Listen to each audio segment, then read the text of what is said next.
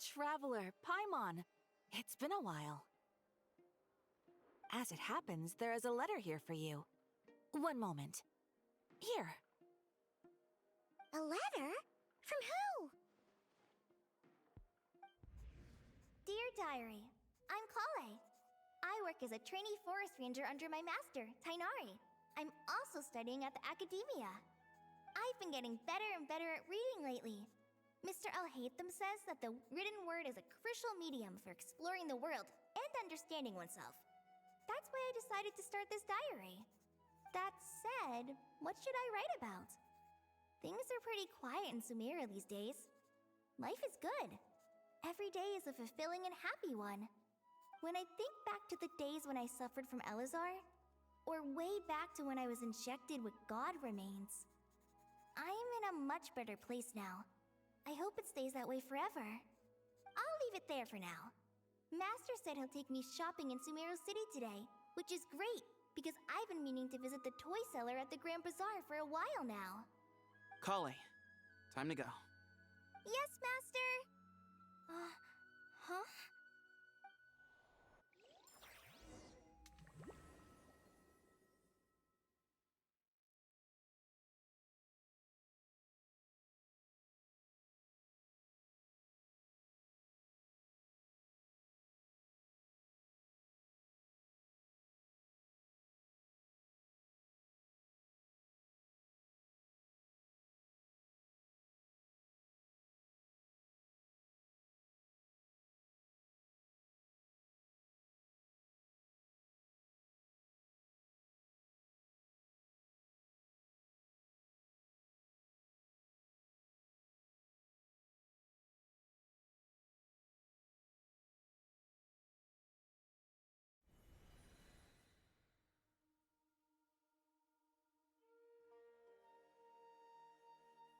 What's wrong, Kale?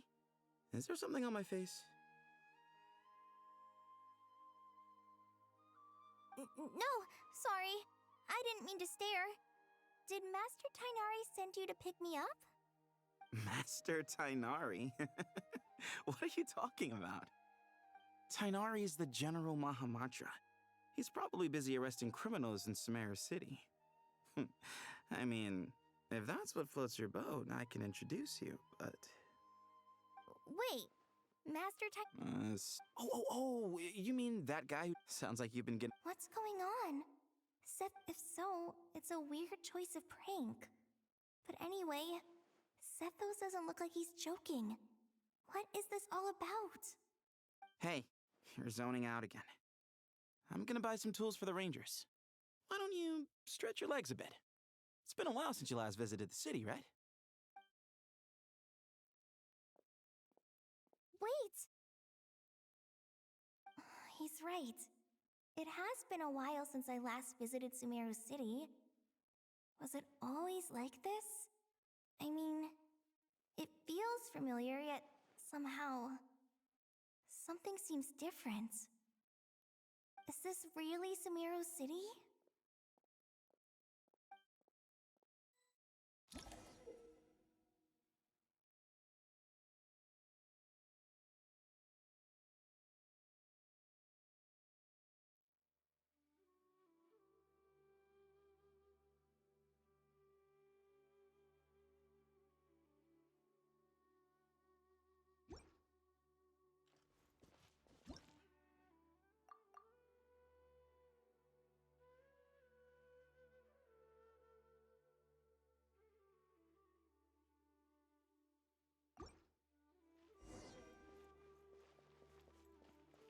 Hey, did you see who just walked by?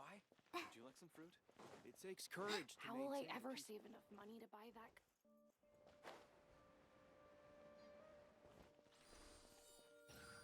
I heard that Sage disappears with... Lord Kabe Bay, did you get a chance to review this month's accounts? Any feedback? You mean the version you sent over a few days ago? Yeah, I took a look when I received it. I was thinking that maybe our profit margin is a little excessive. I visited some of our commercial partners last month. Their earnings are very slim. Are you suggesting that we give up some of our profits for them? Well, since we have more than we need, yes. Making money for its own sake is pointless. Don't worry, I've already planned for it, and the numbers look fine. We can adjust the rates starting from next month. Also, about that designer you hired, I've had to revise his proposal 3 times now, but he just doesn't seem to... Let's cut our losses. Pay him his fee and send him on his way. I'd like you to get Layla on this instead. She was Cyrus's student, and she designed the Palace of Alcazarzare. Seems like a much safer choice. Who's sneaking around over there?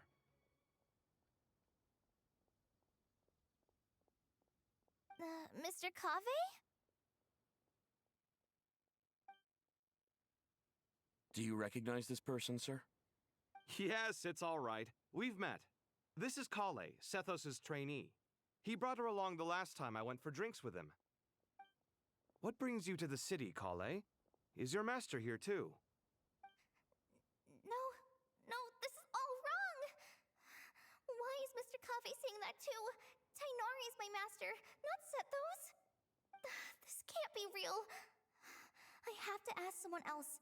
There's gotta be someone else out there who still remembers the truth. Hey, wait! Don't run off! How strange. What's gotten into her today? It's like everyone switched places. I guess I'll keep looking around.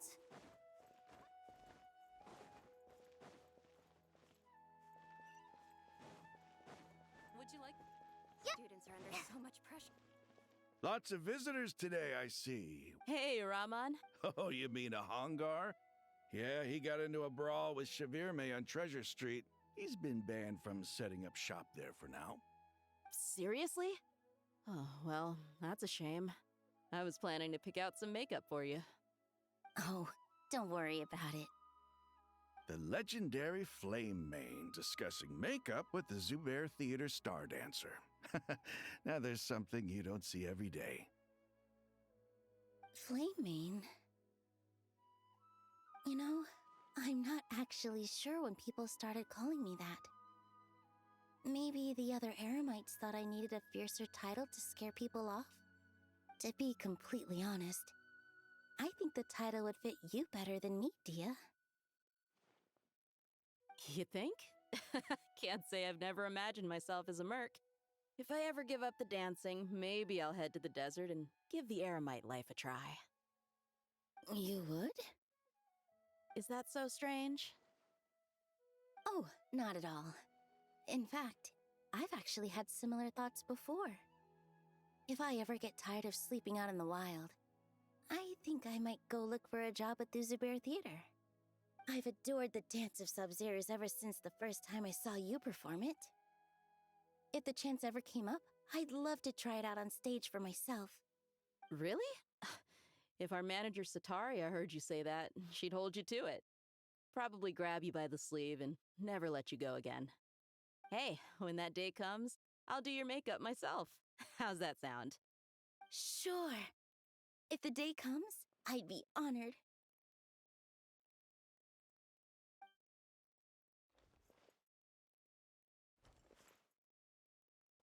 Everyone I know, everything I've ever known. Suddenly it's all a jumbled mess. The question is, who's right? Them or me? My head feels so heavy. I can't think straight.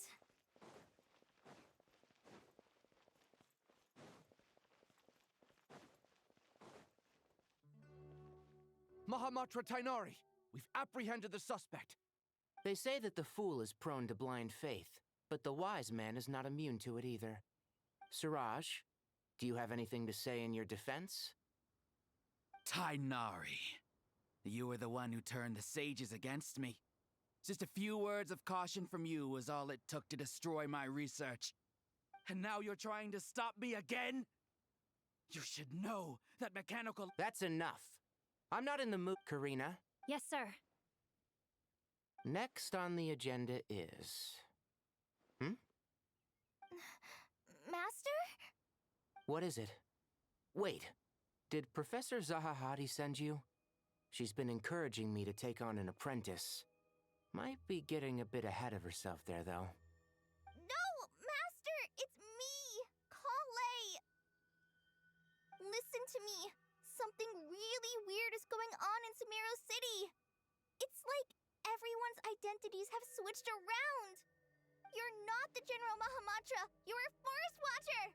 Just yesterday, we agreed to come to Sumeru City today to go shopping together and... All right, there's no rush. Let's back up a little. Your name is Kale, correct? Although this is our first meeting, you do seem strangely familiar somehow. Is there anything I can help you with? No.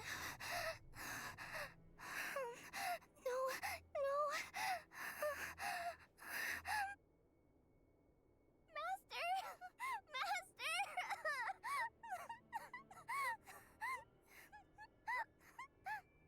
What is it?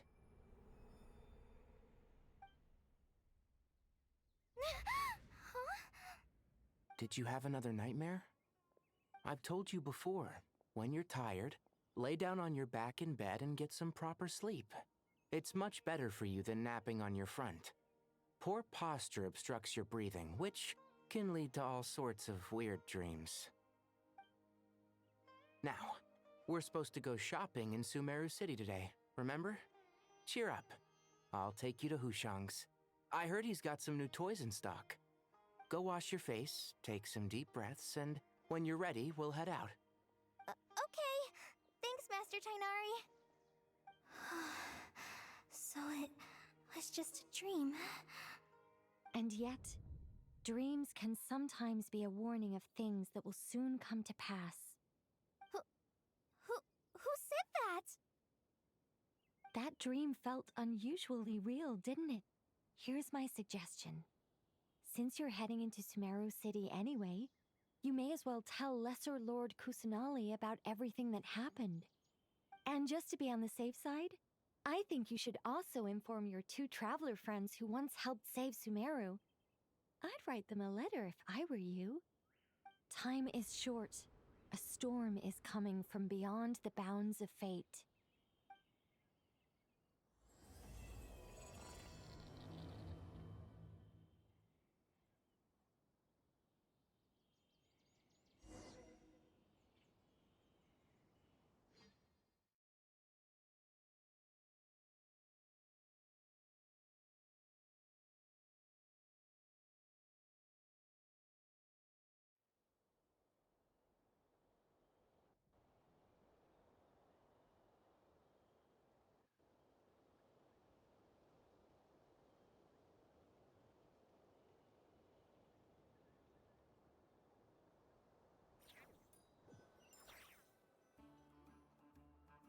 What a strange situation. No wonder Kale was in such a rush to write us a letter. Imagine waking up one day to find that everything around you has changed. You might not even recognize Paimon anymore. Oh, that's a scary thought. Let's get to Sumeru and find out what the heck is going on.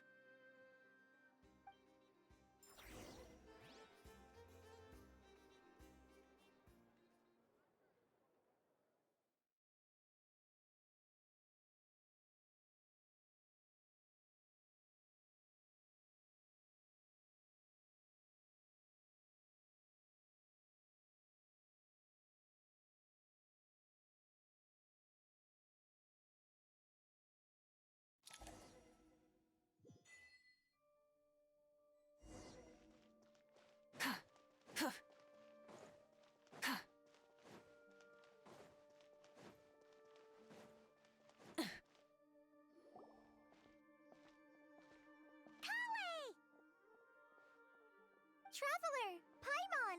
Thank goodness! I'm so glad you made it! Of course! We won't let anything happen to you, Kale. So, what's going on in Sumeru City? Looks like lots of people are moving or something. Yeah, I was just gonna say.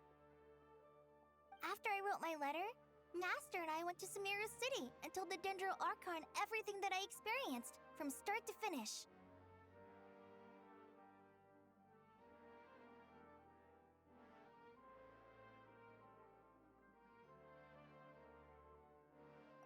She was signed the entire... Not just basically. Holy smokes! That's crazy! Yes, it's quite an operation. Even if people only bring the bare essentials, the scale is simply enormous. They've requisitioned almost all the Sumpter Beasts in Sumeru for the task, including the entirety of Dory's Sumpter Beast Park.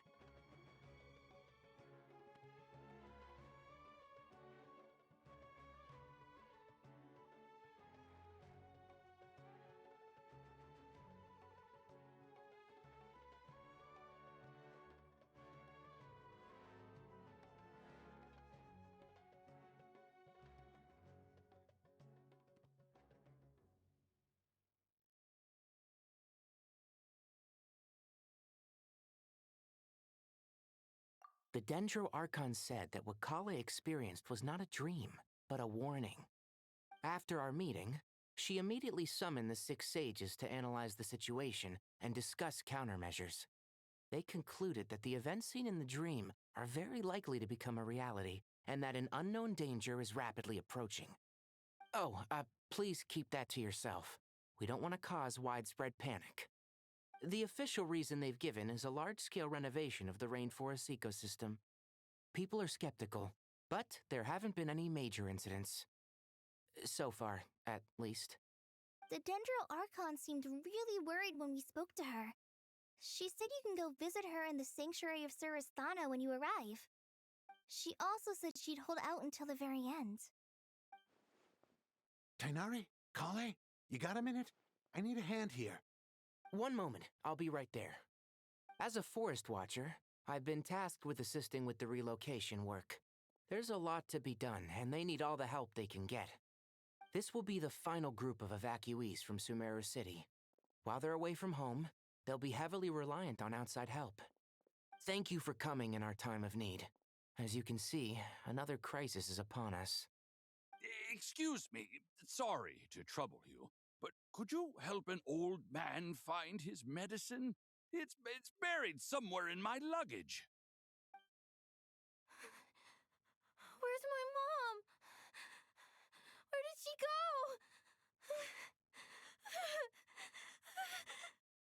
go? Don't worry, it'll be okay. Those items are worth a small fortune. Make sure you store them somewhere safe. You understand?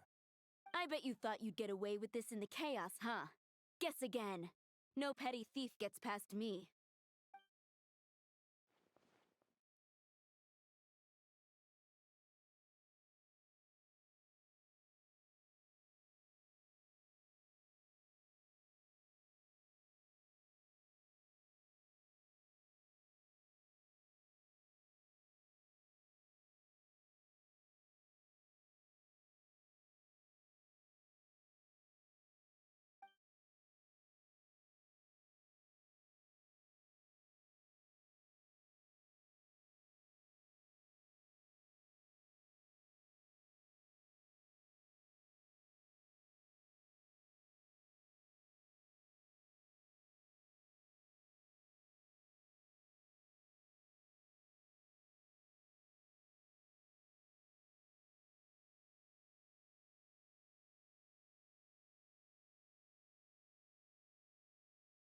We should go help the evacuees. See you around. I'm so glad that you believed me and came all this way to help. It means a lot. Please stay safe. Don't worry. We may not know exactly what's going on yet, but as long as we stick together, we'll find a way through this. Goodbye! Look after yourselves! Will do. See ya!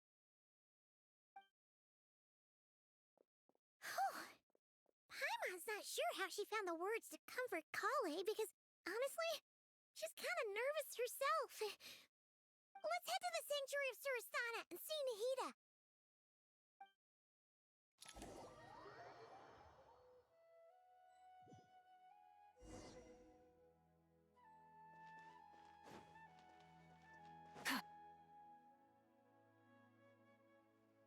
Who goes there? No unauthorized access to this place. By order of Mahamatra-san. Are you blind? Huh? Oh, so it is. I'm sorry, the Dendro are... Just seeing you two again already puts our minds at ease. Please, enter. I'm sure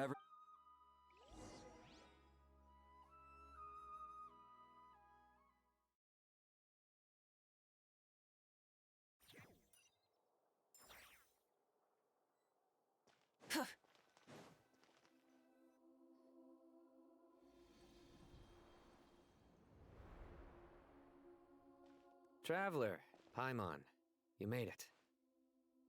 Aha! Perfect timing.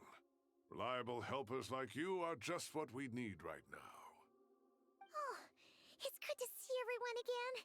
Kawaii gave us a rough idea of what's going on, but we still have a lot of questions. What kind of danger is Sumeru City in, exactly? And how come everyone has to move to Caravan Rebot? At this stage, we can't be certain. We're investigating, but no definitive answers yet. I take it that Kale told you about her strange dream? Yeah. Apparently, everyone in Sumeru City was acting super weird. Even you guys. It was like you'd all switched places.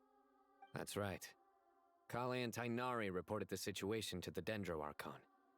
She believes that it wasn't merely a dream, and that whatever it was has something to do with Irminsul. It's a reasonable inference. Only through Irminsul can people's memory and cognition be so significantly modified in such a short time. We don't know why Kale would dream of these things, nor who was trying to warn her. The Dendro Archon decided to connect to Irminsul to investigate more thoroughly.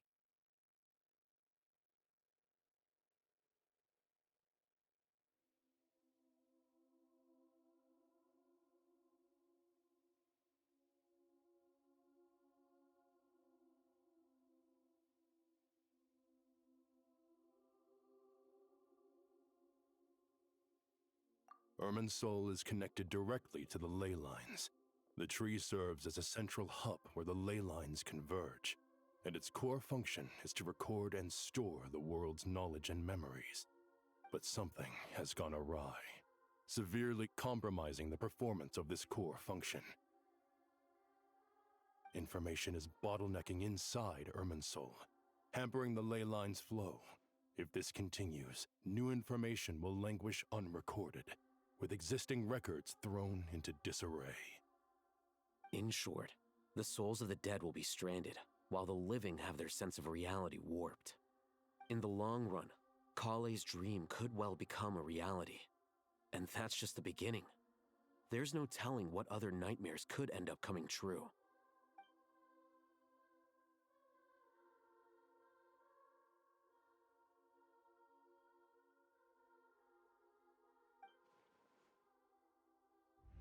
I have come this far, to use my death to open the gates of the ley lines to my people.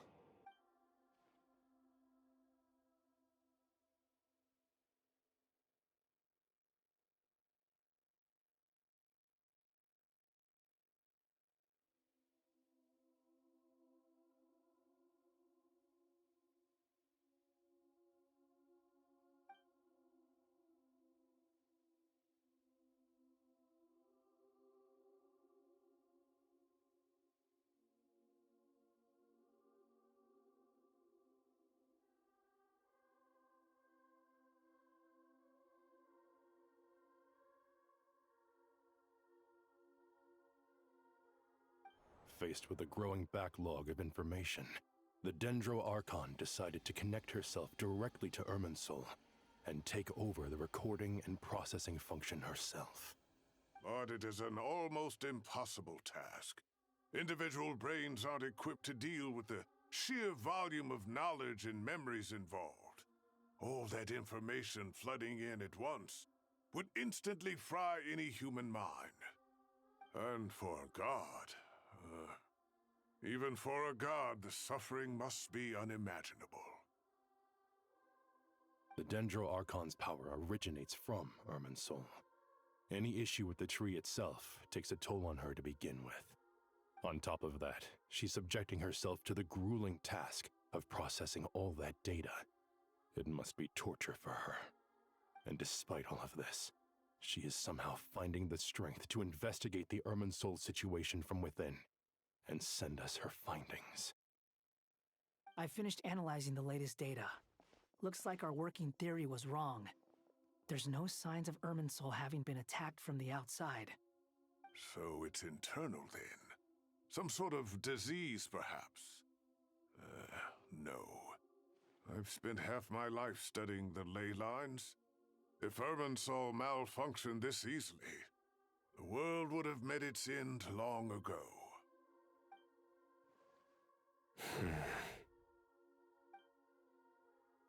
Sino? What is it? Not long ago, I got a tip from the Core of 30 that a large number of unidentified merchant caravans had recently been spotted entering Sumeru through Beta Harbor. At first, I suspected that they might have something to do with all this, so I sent some people to investigate. But if Irminsul wasn't attacked from the outside... Don't you think there are more important things to worry about right now than guessing who's behind all this? It's been over 12 hours with no new intel. If even the Keeper of Irminsul is this badly affected, you can imagine how bad things are in there.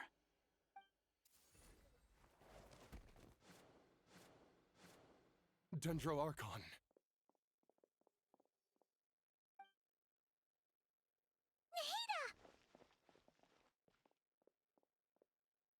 What's wrong? Her breathing is weak, and her elemental energy levels are dangerously low. Looks like it's time to move to the backup plan. What's the backup plan? Get out of the city and take the Dendro Archon with us. The entrance to Irminsul is directly beneath the sanctuary of Surasthana. That means this is ground zero if anything goes wrong. The Dendro Archon has a very strong connection to Irminsul. But theoretically, this connection should grow weaker with distance. Under normal circumstances, she can unleash her full power here. But with Irminsul out of control, our first priority is to get her away from here. The situation is critical. There's no time to deliberate. Everyone in agreement? I'll deal with it. I'll also let the Matra and the Core of 30 know to start evacuating.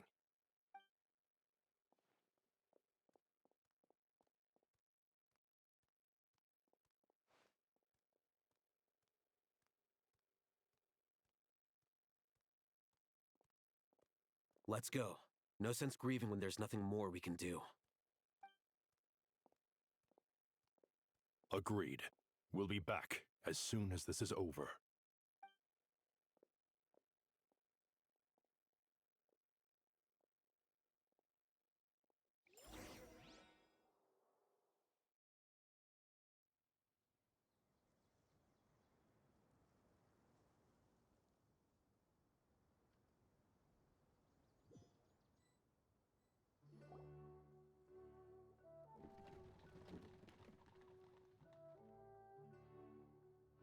The last group of civilians has been safely evacuated.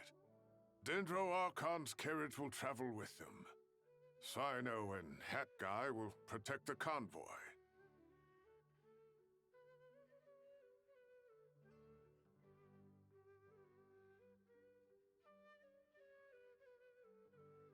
With the Dendro Archon in a coma, we've lost our means of investigating the situation. And with Irminsul still deteriorating, we have no choice but to evacuate Sumeru City. Feels as though we're being pushed along by an invisible hand. Stop moaning, Cyrus. We're the teachers here. We should be showing a little more confidence, don't you think? A wise judgment. Let's move out to Caravan Rebot.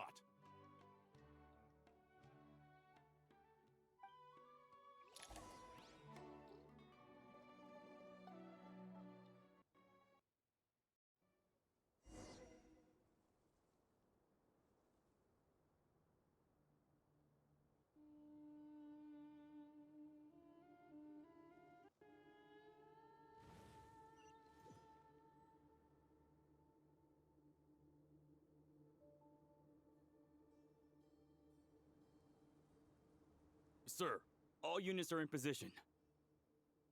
Good. Everything is going to plan. Interfering with Sumeru City is a necessary step, so do not hesitate. The Irminsul situation will not harm you. We need to speed things up here, too. We don't want to keep our client waiting, do we? No, sir. You have my word. Everything will be completed on schedule. They say that fervent ambition attracts the favor of the gods, and with it, a vision. But we appear to be the exception. So, is our ambition not strong enough? Or does it threaten the very foundations of this world?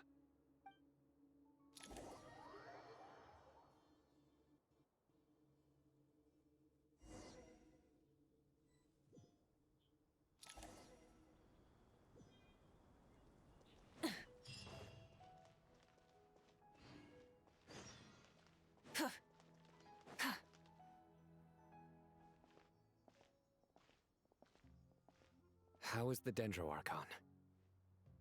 Her breathing is steady. I prepared some therapeutic incense for her, but it hasn't had much effect. Her vitals are still very weak. Based on the information you've provided, I have a working hypothesis.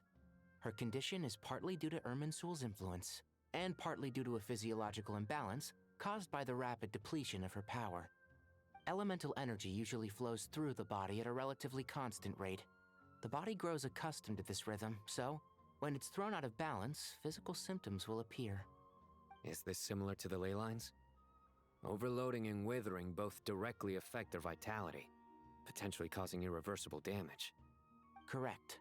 From a biological perspective, if you overexert yourself, you pay the price with your life. The Dendroarchon is not only drained of power, but her life force is at a critically low level. Is there any way to restore her health? I know the ley lines have strong self-healing abilities. As long as any blockages or pollutions are dealt with, they can quickly regain their vitality. But what about people? Well, gods. What's their capacity for self-healing?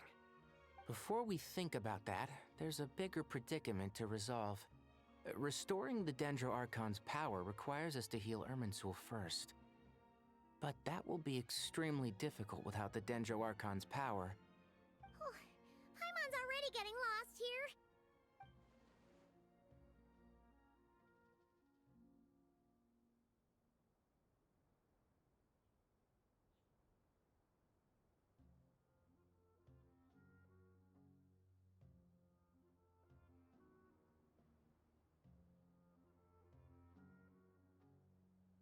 Master Tainari and Sino look so serious. I've not heard Master speak in this tone for a long time. Tainari.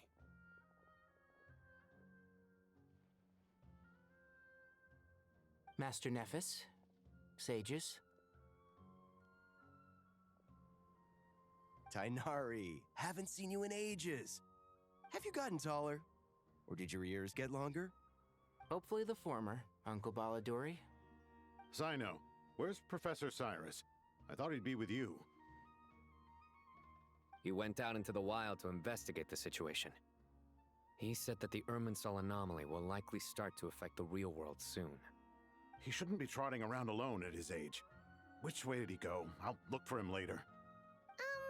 Would someone mind introducing us? Ah, yes, of course. Allow me to do the honors. I'm sure we're all familiar with the Traveler and Paimon. They're the heroes who helped foil Azar's conspiracy and save Sumeru. These gentlemen and I are the 6 current sages of the Academia. Balduri and I are part of the Old Guard, while the other 4 took office after Azar and his clique fell from power. We have Sage Elkindi of the Spontamad Darshan, Sage Farnas of Kasharawar, Ritaoist Sage Shakir, and finally Harabatot Sage Rusht. Nice to meet you all. I've heard much about you. Delighted to finally meet you in person. You're younger than I imagined for someone with the power to stand up to fate itself. Thank you for lending your aid to Sumeru once more. Once we're on the other side of this, could we get a photo together? My daughter has a friend named Isak, He's always talking about you two. Of course! No true hero would deny a child their wish. Back to business. So with the Dendro Archon currently in a coma, the people have taken temporary refuge at Caravan Rebot, but they cannot stay here forever. We need to come up with a plan as soon as possible. Fernas, any thoughts? Well, firstly, having reviewed the data, I'm inclined to agree with your assessment. This doesn't look like an attack on Irminsul from the outside. Rather, it resembles a malfunctioning machine. Calculations going haywire and sparks flying. That being said, before we consider how to fix it, we need to understand precisely what has gone wrong. Furthermore, we somehow need to ascertain this without relying on the Dendro Archon's power. We have no direct access to Irminsul. However, we might be able to gather the information we need. Wait, is that what Cyrus is up to? I wonder he ran off to research in the wild. Curse always one step ahead of me, isn't he? I heard that while in the sanctuary of Surasthana, the Dendro Archon had to serve as the central information hub herself. This is a clear sign the situation within Irminsul might be far worse than we can imagine. Irminsul is vital not just to the safety of Sumeru, but to all of Teyvat. We must be the ones to bear responsibility for this world. To be on the safe side, I think we need to consider some backup plans. Are you saying we should consider a scenario in which Irminsul is completely destroyed? I'm merely pointing out that the possibility exists. You have a valid point. But until worst comes to worst, I believe we should focus our efforts on resolving the Irminsul anomaly and helping it recover. Kale, I understand that you were the first to foresee this crisis. If it's all right, I'd like to talk with you about it in more detail. Of course, but even I don't know how I came to have that dream. If there are no signs of external damage, could it be a stress fracture? Metals tend to suffer from this issue with long-term use, and Irminsul has existed for centuries, after all. It's possible, but surely a stress fracture would be more likely to cause a complete shutdown rather than chaos. Sages, General Mahamatra, sorry to interrupt, but something has come up. What happened? Some citizens didn't believe that Sumeru City was really in any danger. They slipped away and hid during the relocation, intending to return home. How many people are we talking? About a dozen. Sakura found them while on patrol, but they appeared to be suffering from psychosis. For whatever reason, they were trying to kill each other. By the time we arrived, there were only 2 survivors. One was unconscious from their injuries. The other tried to attack us, but was subdued.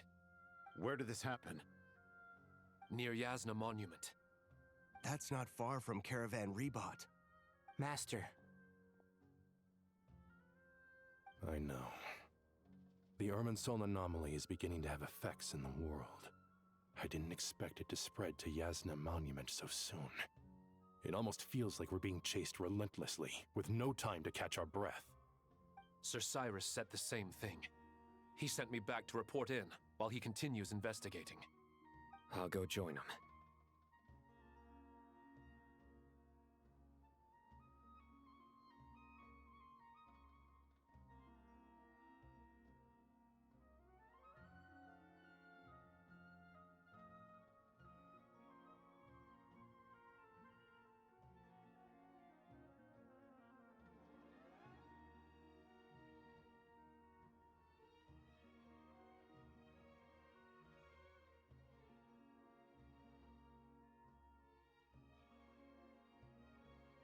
Count me in too. Don't let my age fool you. I can still fend for myself. Very well. Meanwhile, the rest of us will continue discussing our next steps. Get back soon. Take care of yourselves. It's getting dangerous out there.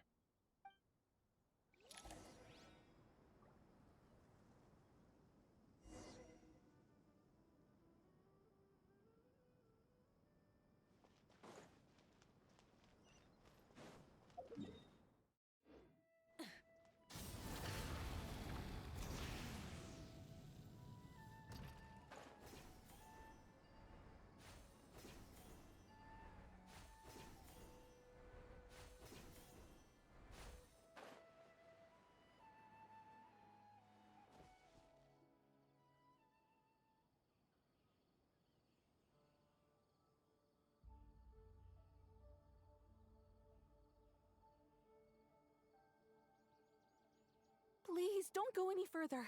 As you get closer to Sumeru City, there's no knowing what dangers you might encounter.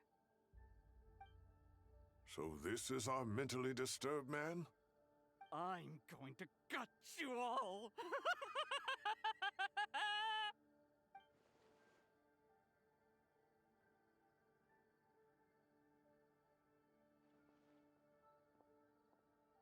Cyrus, you didn't even bring a single guard?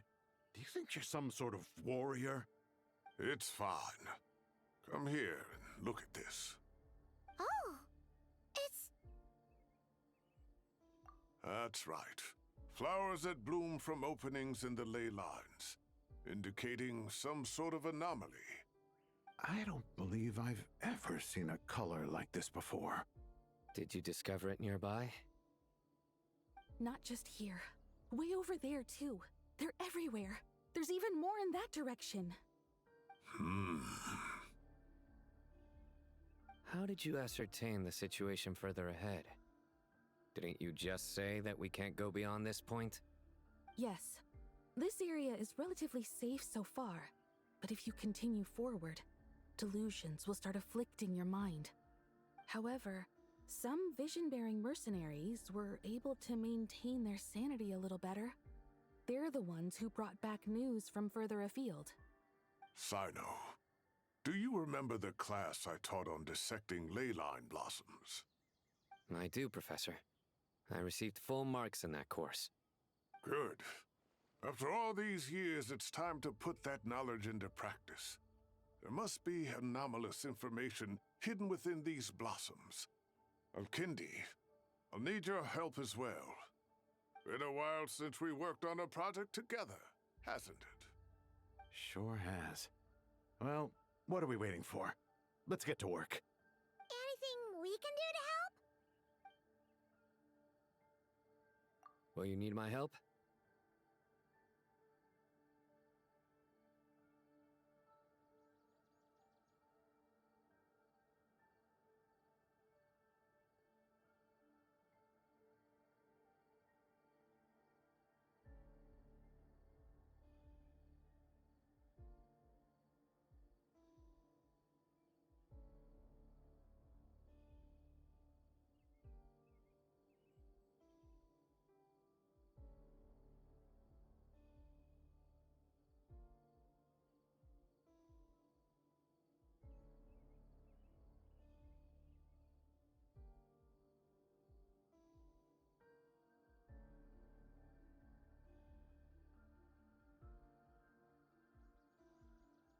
All right, well, don't go too far.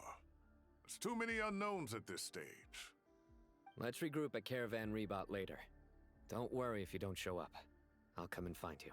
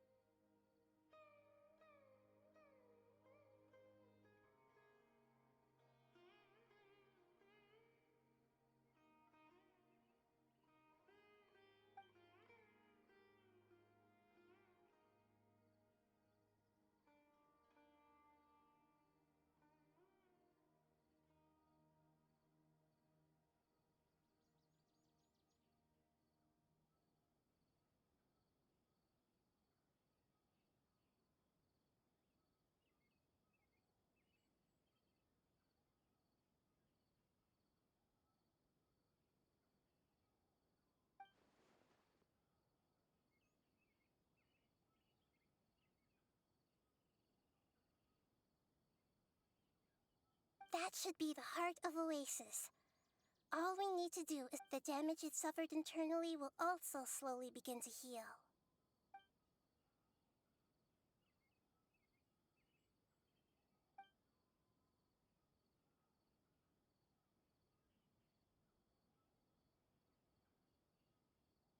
What is it? You thought of some... Really?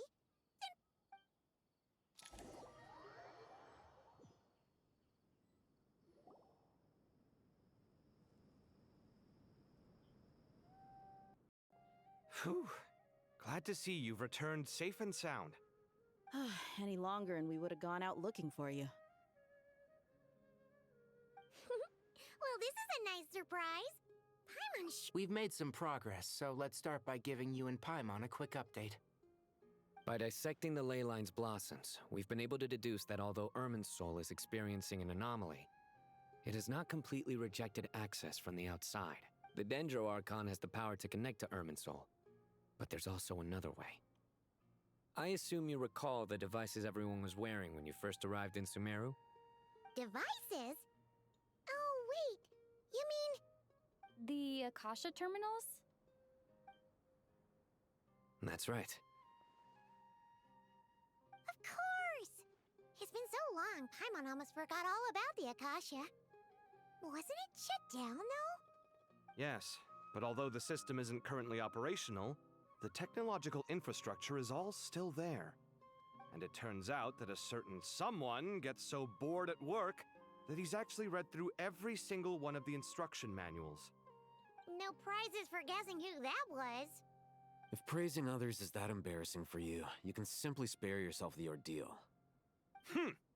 As much as it pains me to say anything nice about him, there's no denying his intelligence. He rarely forgets anything he's read. The Akasha is exactly what Sumeru needs at this moment. Between us, we should have all the knowledge and expertise we need to get it up and running again. But if I recall correctly, doesn't the Akasha need a gnosis to function? That's exactly right. The Akasha relies on the Gnosis as a power source, and in its absence, we'll need to find an alternative. To tackle this problem, it looks like we'll be relocating once again. Namely, to the Temple of Silence. Ring any bells? It's the only major institution in Sumeru dedicated to preserving the knowledge of King Deshret's civilization. You might find the answers you're looking for hiding there. I agree. There's a good chance. Master Nephis and the other sages have discussed it. As the chaos from Irminsul continues to spread, Caravan Rebot won't be a safe haven for much longer. We have to move into the desert next. The scholars and sages will head to the Temple of Silence, while the civilian population seeks refuge in Aru village. The Eremites will keep everyone safe during the journey, and Candace will be there to receive us at the village. This leaves us just one thing to worry about. That Dendro Archon. She's very weak. We can't afford to wait until Irminsul is fixed. There has to be another way to help her. Huh. Wow. Luckily, the Traveler had a eureka moment while we were out investigating. Really? Wow. Nice one, Traveler. Let's hear it. What say our Amorta experts? Theoretically, it's feasible. From what you're saying, although elemental life and elemental energy have their differences, the Dendro Archon has explicitly stated that she can imitate the power of the former.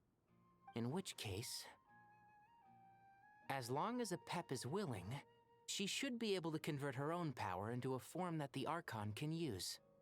It wouldn't be difficult for her at all. The only problem is convincing her to help.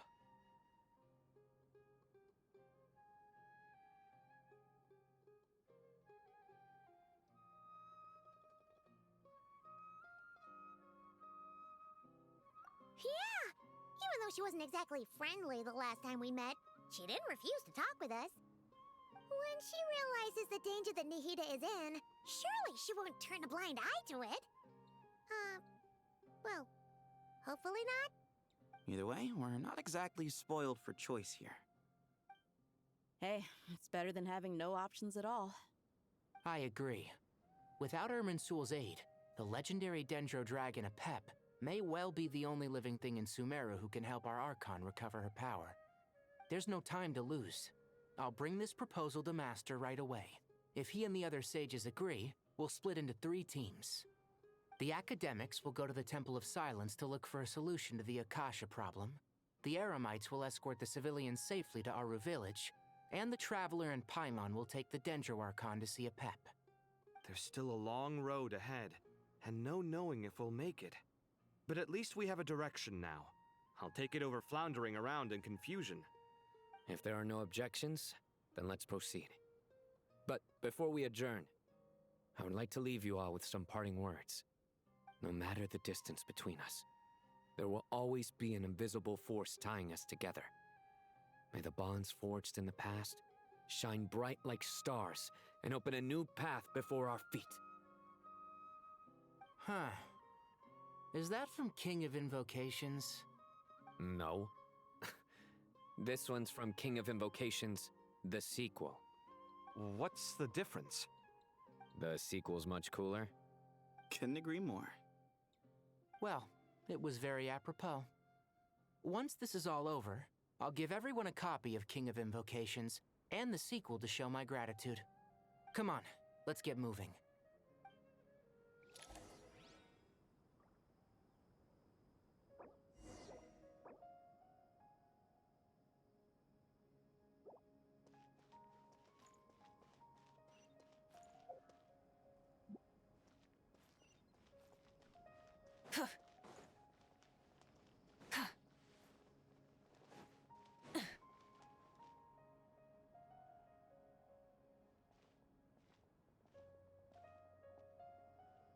Tighnari has brought me up to speed.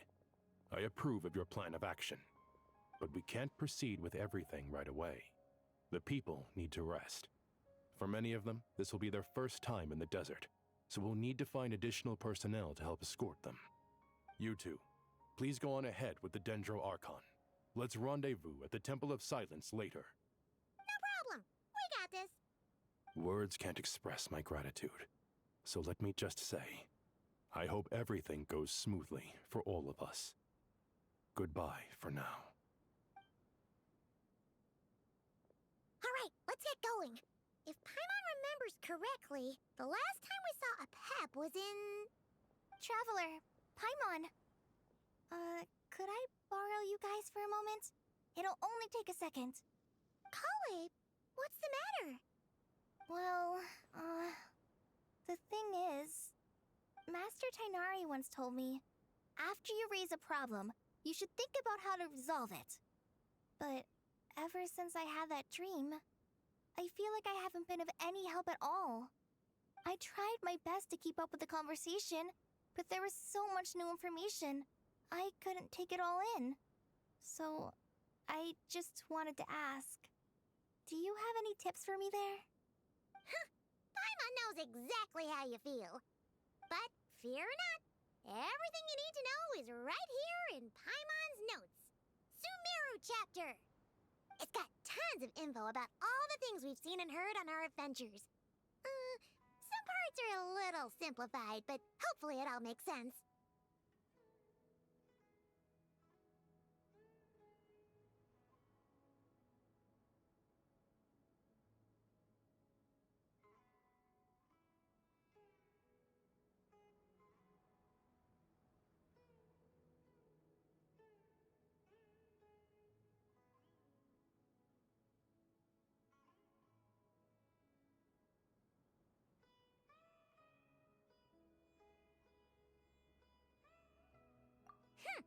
You see? Being the greatest guide in Tibet isn't just a fancy title. It takes a lot of hard work.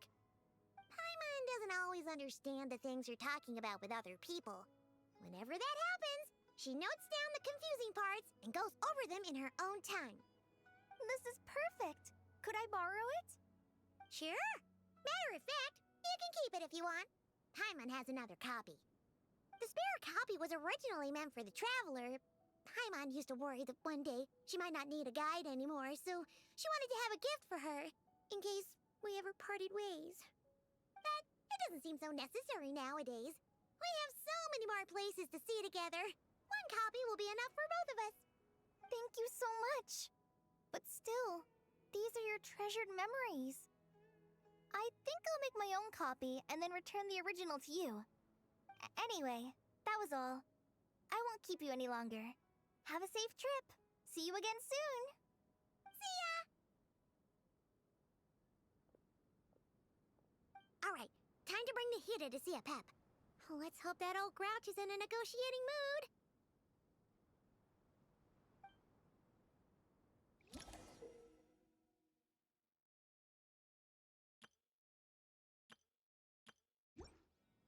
Hey, here's a thought. If we brought Nervalette along, do you think he could help us persuade a Pep to help? Actually, never mind. At a Pep size, Nervalette's probably one of those dragons who's grown too close to humankind. It might end.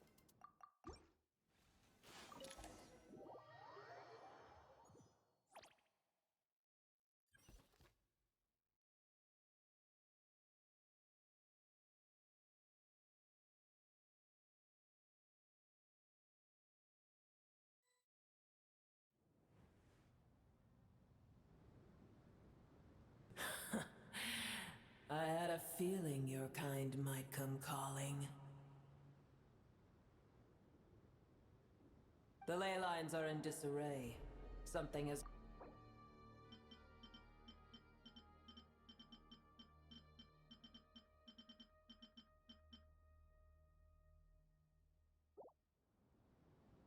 Even from a great distance away, I can sense that Sumeru is headed for destruction. You who took our home from us, prepare to watch as your own world is plunged into oblivion. Oh, how the cycle of history comes to a poetic conclusion. This isn't a joke, Pep! Nahida's in grave danger! Can you please help her?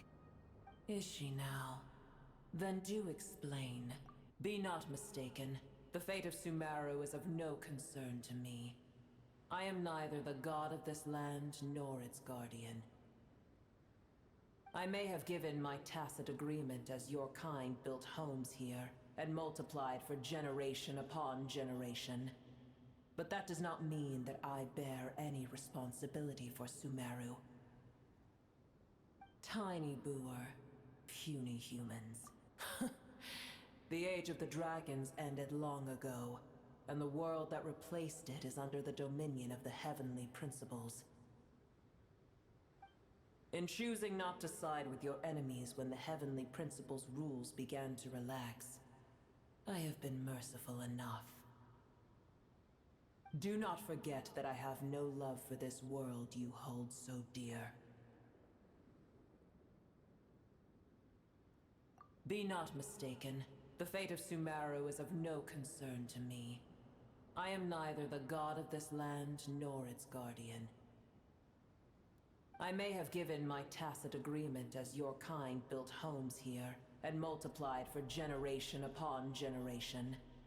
But that does not mean that I bear any responsibility for Sumeru.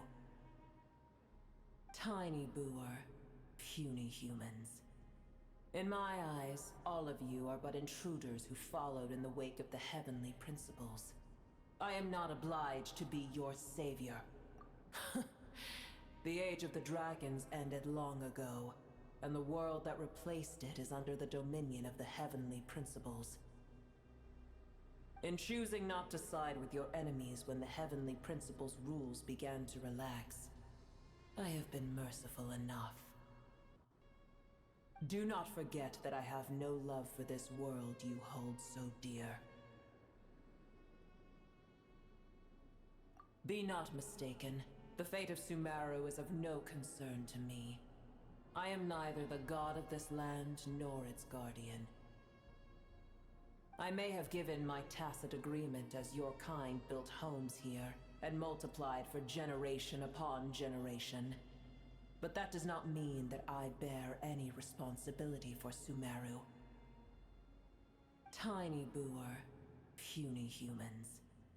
In my eye, the age of the dragons ended long ago, and the world that replaced it is under the dominion of the heavenly principles. In choosing not to side with your enemies when the heavenly principle's rules began to relax, I have been merciful enough. Do not forget that I have no love for this world you hold so dear.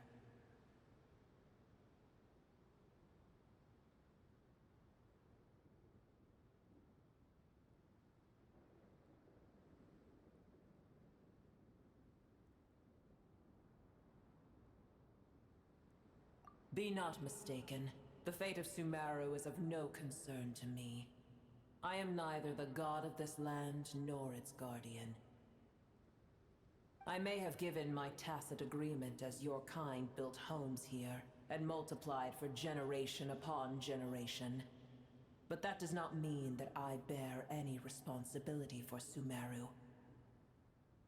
Tiny boor, puny humans.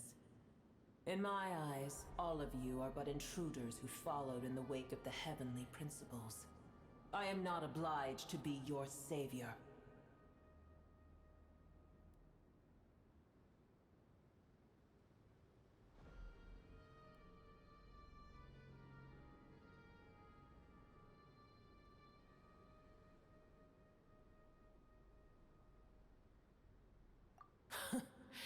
The age of the dragons ended long ago, and the world that replaced it is under the dominion of the heavenly principles. In choosing not to side with your enemies when the heavenly principles' rules began to relax, I have been merciful enough. Do not forget that I have no love for this world. Be not mistaken. The fate of Sumeru is of no concern to me. I am neither the god of this land nor its guardian. I may have given my tacit agreement as your kind built homes here and multiplied for generation upon generation. But that does not mean that I bear any responsibility for Sumeru. Tiny boor, puny human. The age of the dragons ended long ago, and the world that replaced it is under the dominion of the heavenly principles. In choosing not to side with your enemies when the heavenly principles' rules began to relax, I have been merciful enough. Do not forget that I have no love for this world you hold so dear.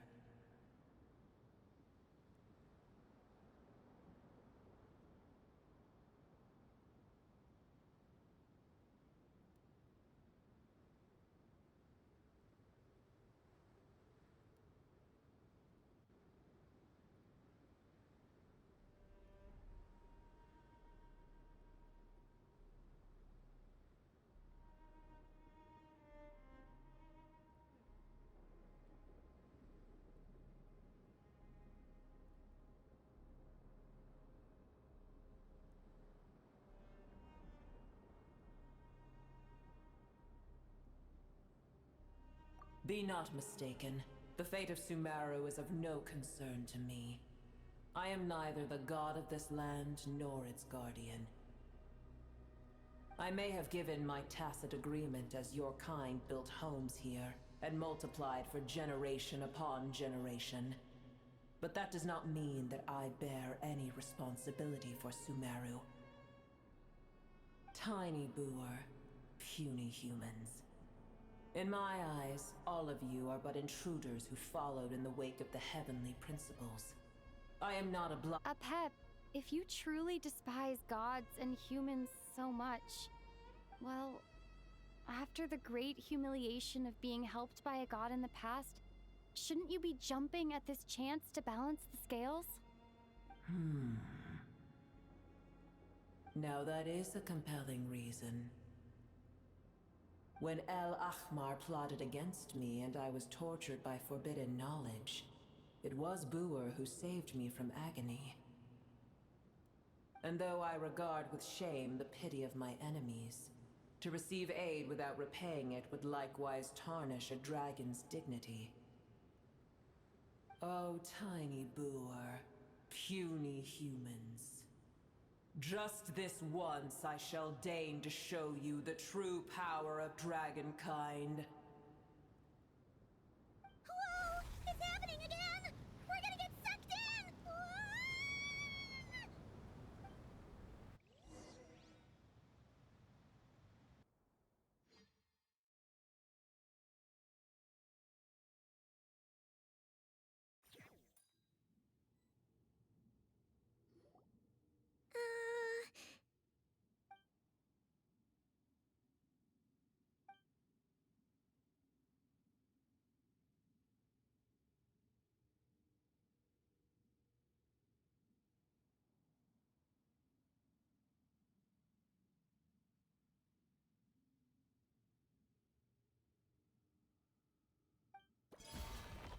It is done. The heart of Oasis is supplying her with life force as we speak. It shall not be long before she recovers. But I should warn you. Booer's existence is closely intertwined with Irminsul. Unless the issues plaguing it are resolved, she will never completely recover her former strength.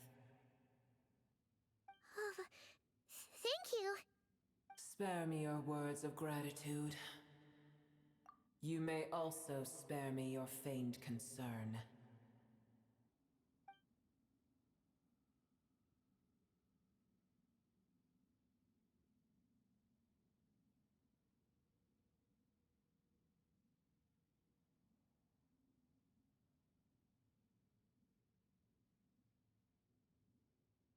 A dragon's sovereign's power is far greater than you can imagine. While I was indeed weakened when the heart of Oasis ran dry, providing Tiny Booer with a morsel of my life force shall have little consequence for me. Oh, good to hear.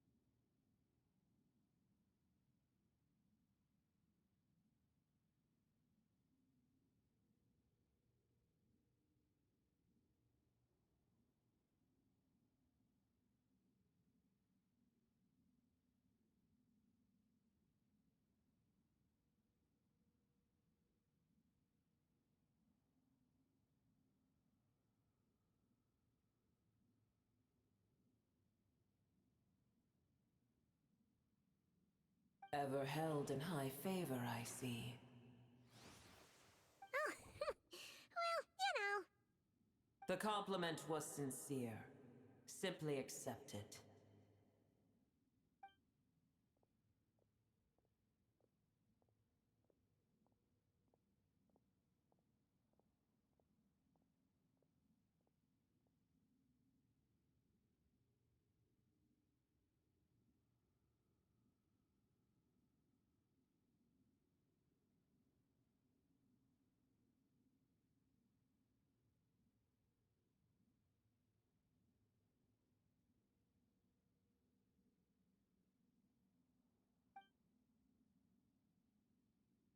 I did once.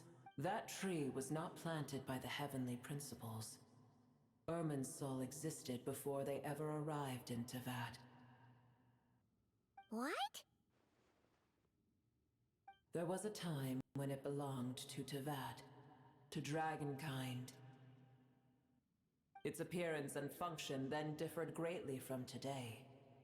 The ley lines flowed with an abundance of a familiar, primitive form of elemental energy. You may know it as the power of the Light Realm. The heavenly principles usurped and refashioned Irminsul, made it serve humanity, and used it to anchor the fate of the world. Yet in the end, humanity has failed to protect it. Heavenly principles, God of gods. As things stand today, holding a grudge against you would serve no purpose. But there will come a day when we reclaim this world for ourselves. The opportunity will arise no matter how long we must wait. I can already sense that far away from here, the Hydro Dragon has wrested his authority from the hands of the usurpers. Though we have yet to meet, I know that we are both preparing for our revenge day and night. Uh-huh.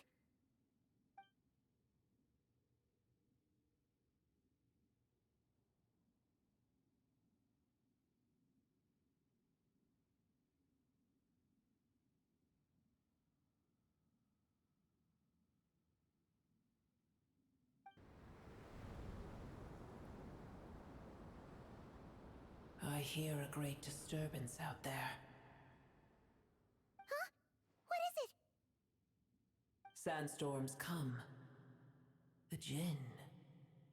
I see.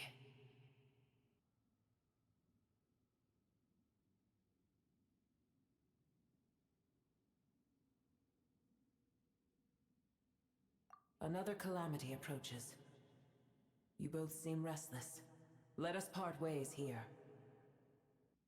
Boer is safe with me. Once she has recovered, I shall return her to your side. Oh, thanks again. Take care, alright? I told you already I have no need of your feigned concern.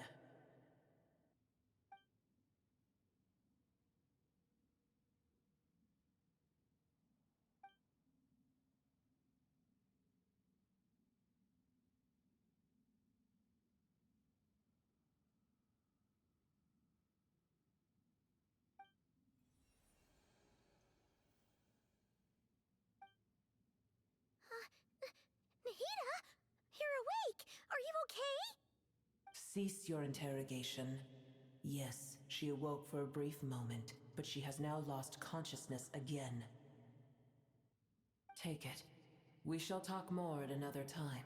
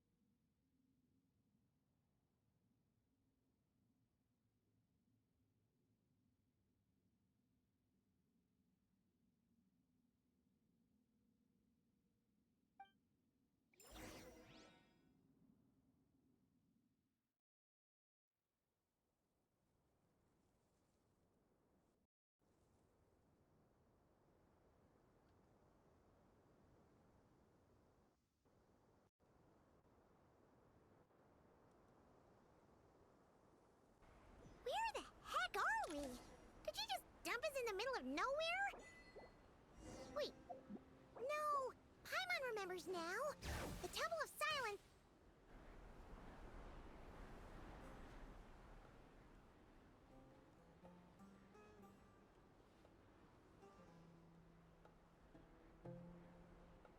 There's no need for everyone to stay here. I'll protect the sages. The rest of you, return to Aru village. Yes, Mahamatra Sino.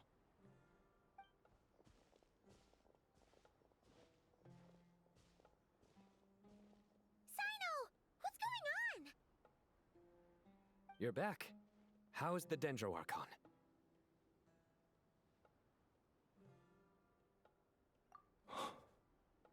What a relief.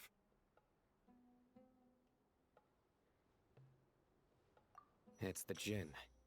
Countless Jinn have stirred up violent sandstorms across the desert, blocking our path to the Temple of Silence. Tighnari and Kale have returned to Aru village to help. The Jinn are being highly aggressive, so both the village and the merchant caravans require protection. It's just one thing after another. Where did all of them come from anyway? In all my trips to the desert, I've never seen anything like this before. As I see it, the only possible candidate is Gurabad. Gurabad? Baladuri could explain in more detail if he were here. All I know is a rumor I've heard about from previous trips to the desert. Supposedly, a great number of dormant Jinn lie sealed beneath that city.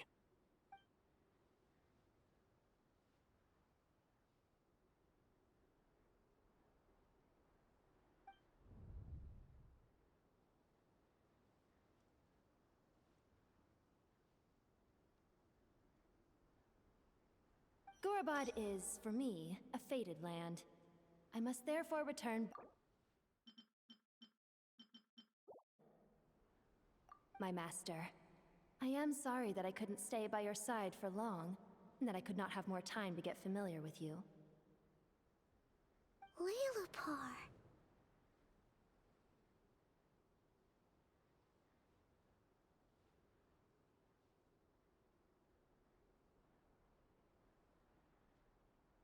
Yeah, we once said goodbye to a friend there. Well, maybe not a friend exactly, but someone we met on the road anyway. She was a strange bottle. If we can find a way to wake her up, maybe she can help solve the situation in Gurabad. Well, be careful. You may find there's more than just the Jinn to worry about. You mean, there are other dangers in Gurabad? It's a sensible assumption to make. The moment we arrived in Caravan Rebod, the Irminsul anomaly started spreading in that direction. Now we've moved to the desert, and suddenly we're plagued by Jinn and sandstorms. To call it a coincidence would be a stretch. Don't worry, we've gotten a lot stronger since our last stint in Sumeru.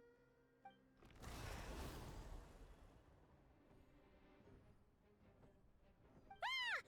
When did they show up? It appears the monsters native to the desert have been stirred by the Jinn's activity.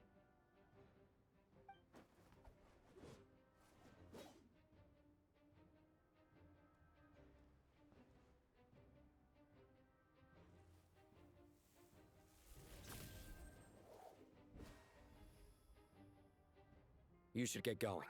We'll take care of things here.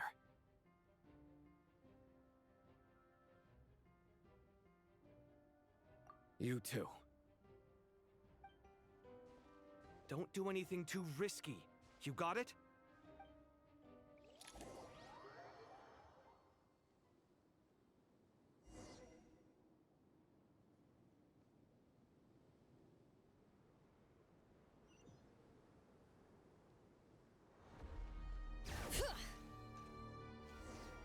The Jinn are swarming out of Gurabad!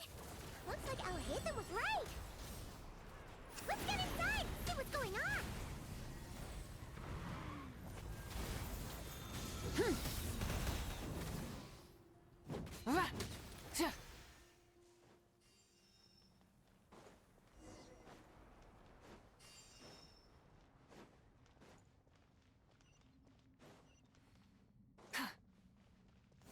They just keep coming!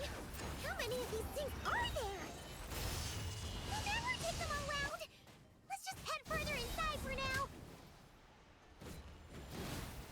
The story has only just begun!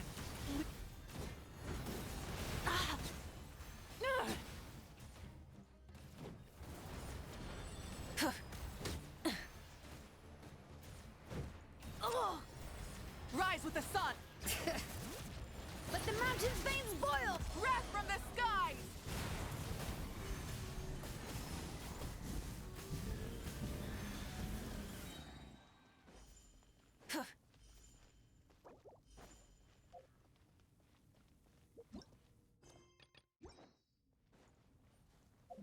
Target spotted!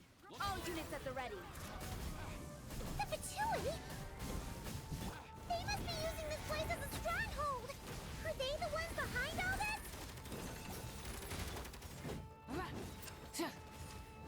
There is no escape! Take too long. Pyroclastic surge!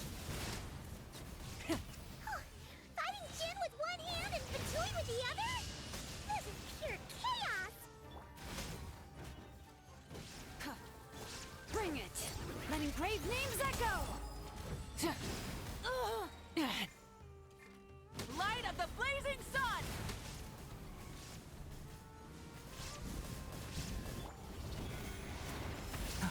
Stay! Rise with the sun! There is no escape! Torn to oblivion! Remove all obstacles.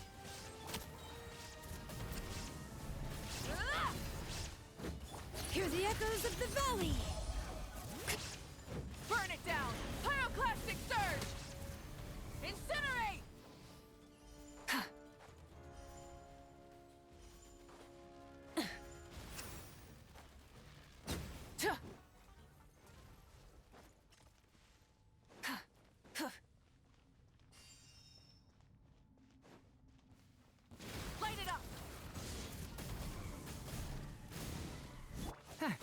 story has only just...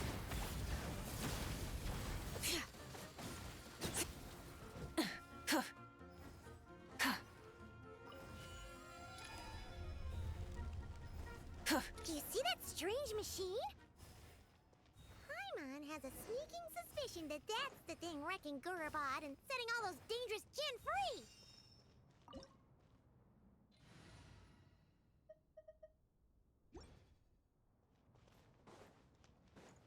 Back up en route! Stop her at all costs!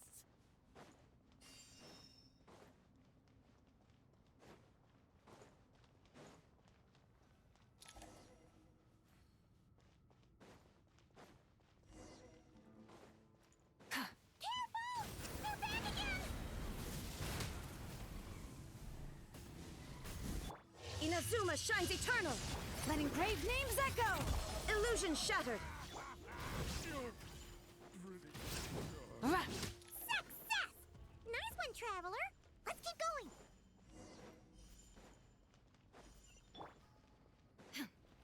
Shine down! Burn it down! Pyroclastic surge!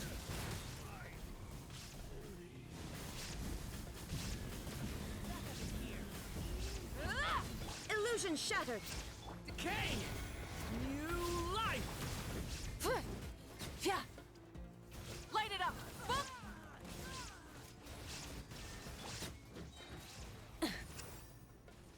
Wrath from the skies!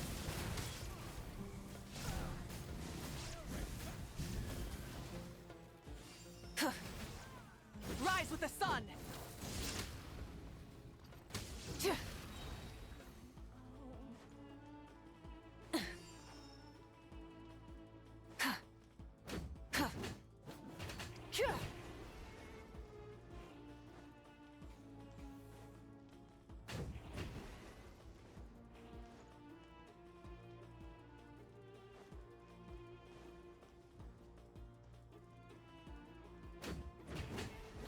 This hunk of junk's gone kaput!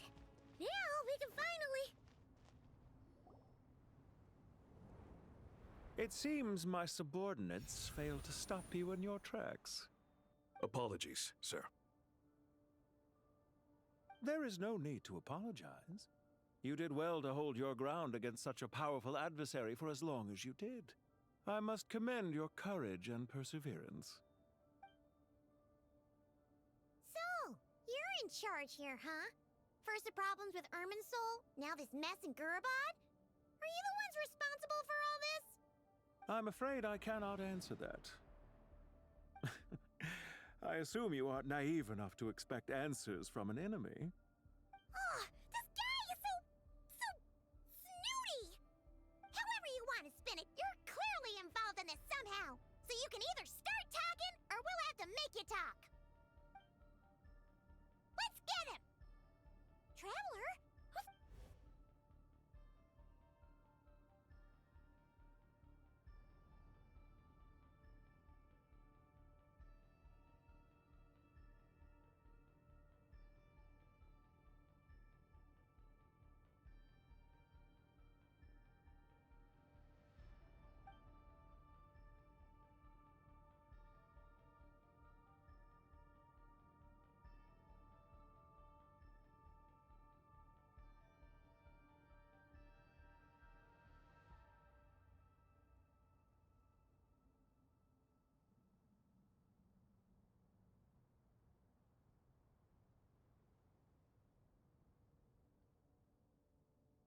You're remarkably calm.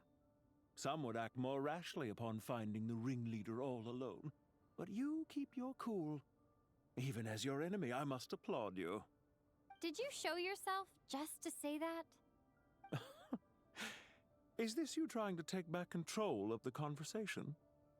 Unfortunately, I really don't have anything to say to you. I am here merely to indulge my own curiosity. Your names are well known among the Fatui. Naturally, I wanted to observe you up close while I had the chance. Hey! Don't treat us like we're some kind of exotic animals in a zoo! Oh, I wouldn't dream of it. You seem rather predisposed to misunderstand me. I'm quite aware that you are both heroes of great renown. You have resolved crises in many nations and won countless allies along the way. I've been following your adventures with great admiration.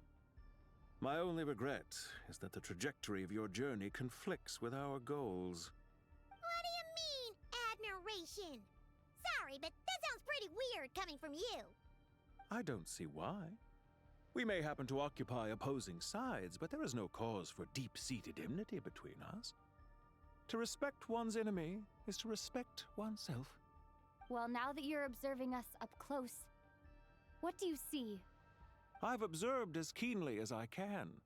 Yet, while I endeavor to understand, your true strength remains a mystery to me.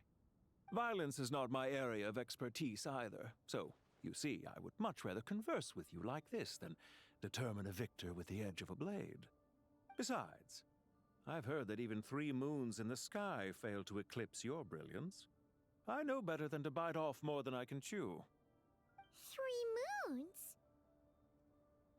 So, you have a connection with the Harbinger, the Doctor. Well deduced. Our commander, Dottore, died in Nodcry, but there are things that do not end with his departure. We must... Look at me. I almost divulged more than I should have. What are you after? Revenge for Dottore? Or are you plotting something else? I've said quite enough, I believe. There's no point in continuing this conversation, except to say, I've noticed that you seem to know your way around here quite well. Ugh. I'll take that as a yes. Then I'm sure you'll have heard the story of this place. The mother of the Jinn, Lilupar, and the tragic tale of her vengeance that spanned 3 generations. It was right here that Lilupar once helped the wise to ascend to the throne. But from that moment on, every king who sat upon it was corrupted by power. These degenerate rulers lost control over their nation, and with it, the right to occupy that exalted seat. What are you trying to say? I once admired you for your adventures. That is the earnest truth. But it appears to me that you... Are these rules truly just? Does the heavenly principles rule with wisdom or folly? And how can we be sure that the 7 who wield authority over the world will not be corrupted? Do you seriously think you're gonna convince us of anything? Convince you? I'm sure my commander already tried that. Why would I waste my breath doing the same? If a few words from a stranger were enough to make someone completely change their stance, it would only prove that they never had a firm will to begin with. I am merely stating my position, so that we might understand each other better. One's enemy in the present may not necessarily be an enemy for life. As for what game I'm playing here, I'm simply buying some time. But now I must bid you farewell. It was a wise decision not to attack me immediately. Since you did not fall for my ambush, I will now have to ask those in hiding to reveal themselves. Leave this to us, sir. Very well. I trust you to do what is necessary. Stall her while I execute the next step of the plan. Sumeru City, Irminsul. Hey! Stop right there! Don't you dare leave without explaining yourself! All units, stop them! Protect the commander! Did you hear that? He mentioned Sumeru City and Irminsul! He definitely knows something! We can't let him get away! Get rid of these pesky soldiers, quick! Rear guard to the front! Don't let them through! Get that thing in position! Torn to oblivion! Burn it down! Hold on! Just a little longer!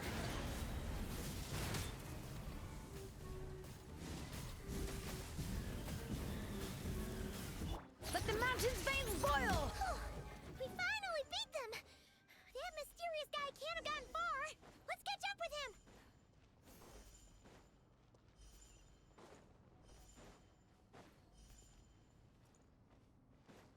Rise with the sun!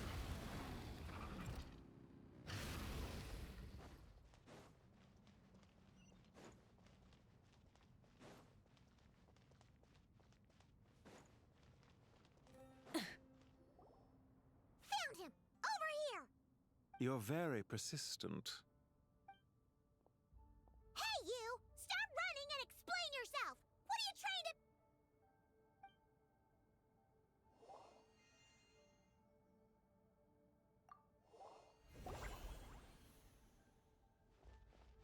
What's this? Relax.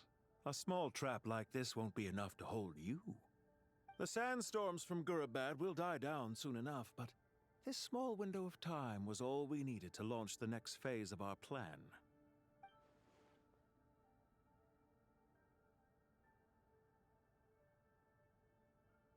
Don't be discouraged. I knew that someone would come here eventually, so I where to chat with you, which door to exit from, even which mechanism to wait by for you. I thought through every detail. You, meanwhile, know nothing of who I am. So far, you've only heard my voice, and for all you know, it may not even be real. But not to worry. This is only our first meeting. Just answer me one last question. Why do you continue to follow Dottore? He has conducted countless cruel experiments, even on his subordinates. Follow isn't quite the right word. Let's just say even those you see as villains have their friend. When any set of rules is established, there will be those who benefit and those who lose out. People will do anything to justify what they have gained or escape from the hardship imposed upon them. Neither he nor I are tolerated by the rules of this world. We were both searching for a new order. Our ideas of the fine... Goodbye, Traveler and Paimon. I wish you a timely escape, albeit not too soon. I will need a little more time to prepare, after all. Hey! Come back! Wait, this dark wall. We've seen these on her... I'm sorry! She shouldn't have jumped the gun! Oh, okay. He may have fooled us this time, but we'll get him back!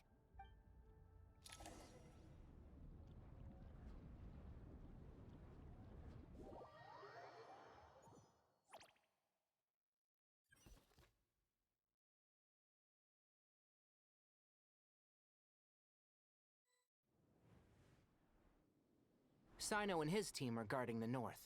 There's so many Jin. We can't let them get into Aru Village. Don't fret. I am well prepared for this situation. Huh. So you have a solution? Perhaps you're unaware that I have a trusty genie partner of my own, Plumpy. If I send her to negotiate with the others, this whole thing will be resolved before you can say Mora. Off you go, Plumpy.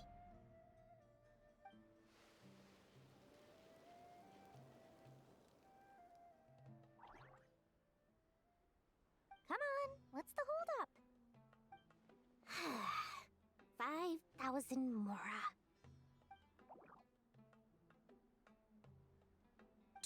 20,000 Mora.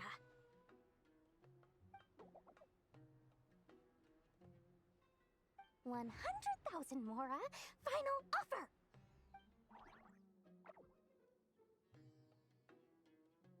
Ah, so she's a hired partner.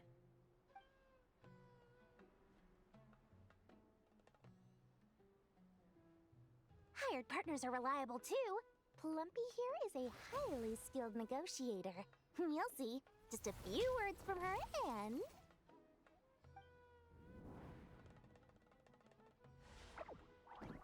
Plumpy! Don't you Jin have any respect for the rules? This was supposed to be a negotiation! How dare you treat my messenger like this? You wanna play rough? You can play at that game!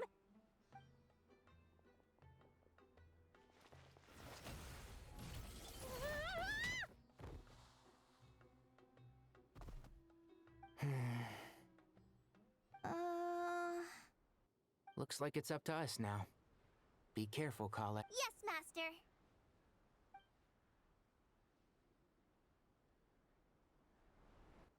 What happened? How did I pass out? Never mind. Plumpy, it's time for revenge. You know, this reminds me of when you first arrived in Avidia Forest. You were trying to help a child retrieve a lost toy when you stumbled upon Spino Crocodile territory by mistake. Yeah, I remember. Our first time fighting side by side. Fighting side by side? I seem to recall swooping in to rescue you with a team of forest rangers. Please stop.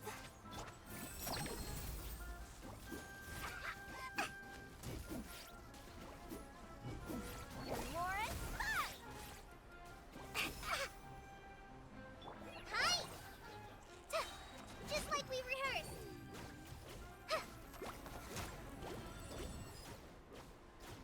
Yeah, what's this?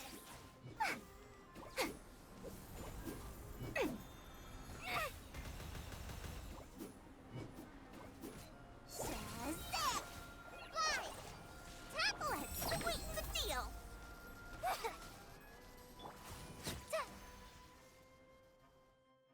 There's too many of them! I can't believe I used 12 rare items in one battle! Tainari, how's the situation on your end? We held the line, though it was a close call. But it looks like they're preparing for another attack. Has something happened? They've breached our defenses in the south. The Jinn are pouring in. We're moving the villagers to the north as we speak. We're hemmed in. This is getting precarious. Our margin for error just got a lot smaller. That's why we wanted to confirm your status. We need to consider our next move carefully. Bad news! Another line of defense has been breached. Kale, go with them and assess the situation. Dory and I will hold the line here. But Master! Even with 3 of us, we barely managed to. This is not a discussion, Kale. Don't worry about us. She clearly still has plenty of tricks left up her sleeve. Wait, you can't pin all your hopes on me? Oh, great. I've almost run out of the things I brought with me, and the rest is back at the caravan. I should be able to hold out for a little longer. Master! Need any help?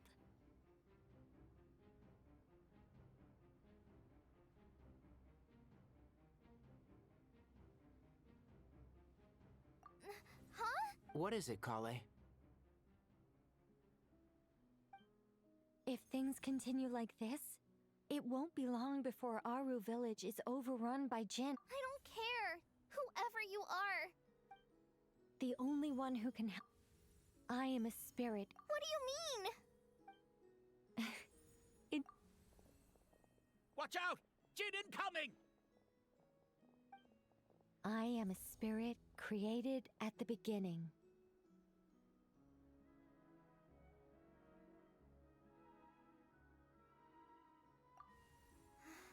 Here goes nothing. I am a spirit created at the beginning.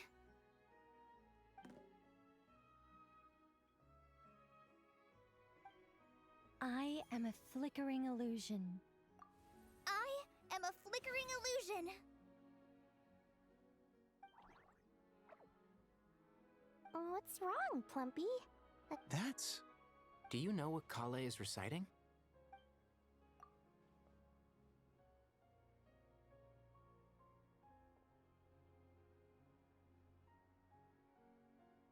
I am the shimmering light that flows from the eyes of the Creator.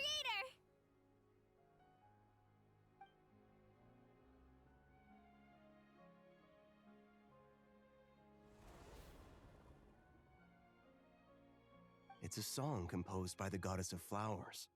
But very few records of it remain, even in historical texts. All we have is a few fragments. Is Kale an avid historian? Not to my knowledge. The Jinn have actually quieted down. Although... No, it's more than that. It looks like they're showing... submission. Clearly the songs left by the goddess of flowers have a soothing effect on them. At the very least, they're much calmer now. Really? Let me try. I am a spirit created at the beginning.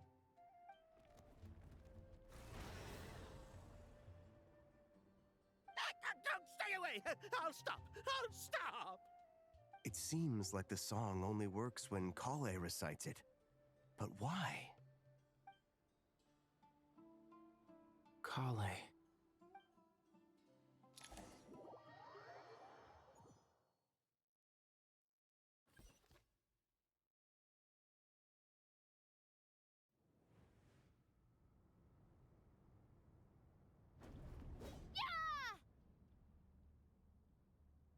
Any luck?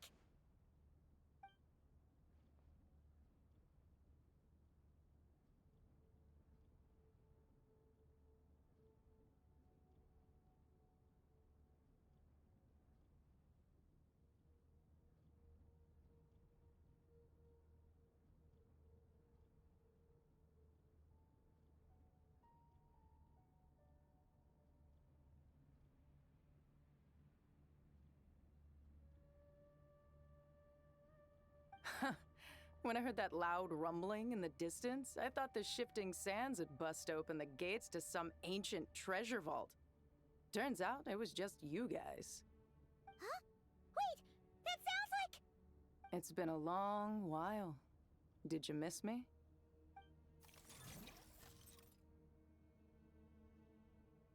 Jet! Ben! Let's save the catching up for later. First, I gotta get you guys out of there. This should be the right mechanism. Ben, can you handle it?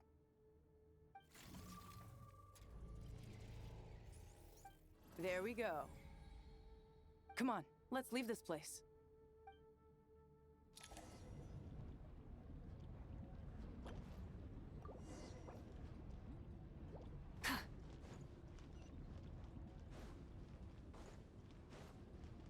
Light it up!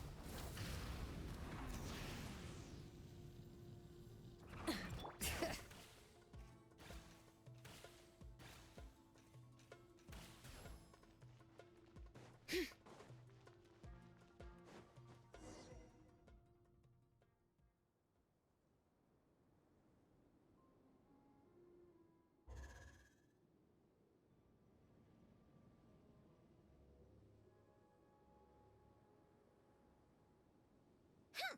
Those Fatui sure made themselves scarce. It's like they were never here. The Fatui?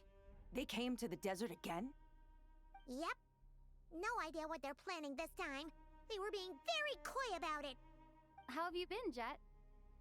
Well, since we last met, I've started my own band of mercs. We've actually made quite a name for ourselves. Oh, yeah. On a slightly different note, I have some good news. I finally took care of Masaira. Not much to write home about. It was just another day. Found his hideout. Dragged him out of his cozy little bed. He tried to talk me into seeing his point of view, as usual. But I'm way past that by now. There was nothing he could say to save his life.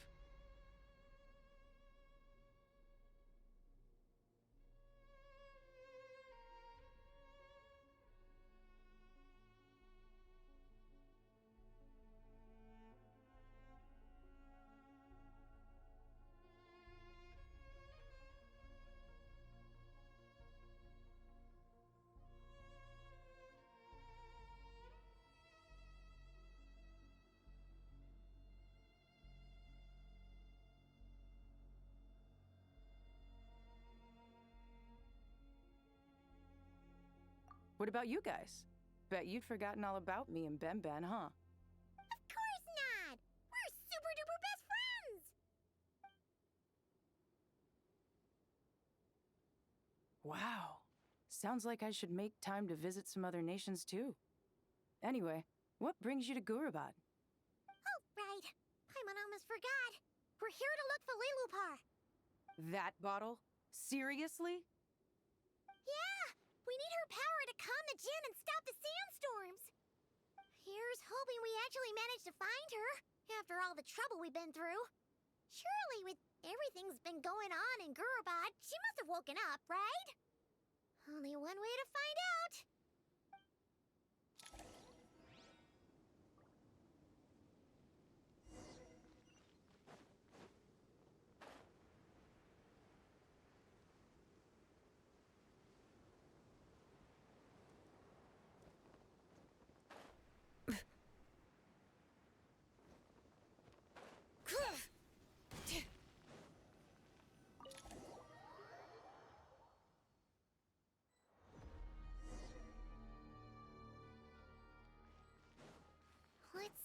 see. She should be. Aha! Found her!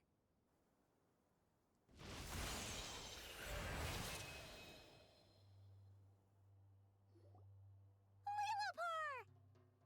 What a long dream that was. It's been a while, my master. Oh, and you're here too, little wildcat. The four of us back together again. Imagine that. After we last parted ways, I merged with the land beneath Gurabad to suppress the dark calamity stirring in the depths. It rekindled the flame of vengeance within the Jinn, depriving Gurabad of any hope of peace. I fought against it for a long, long time. Until one day, I sensed a change in a foreign land to the west. Suddenly, the pitch-black abyss fell silent.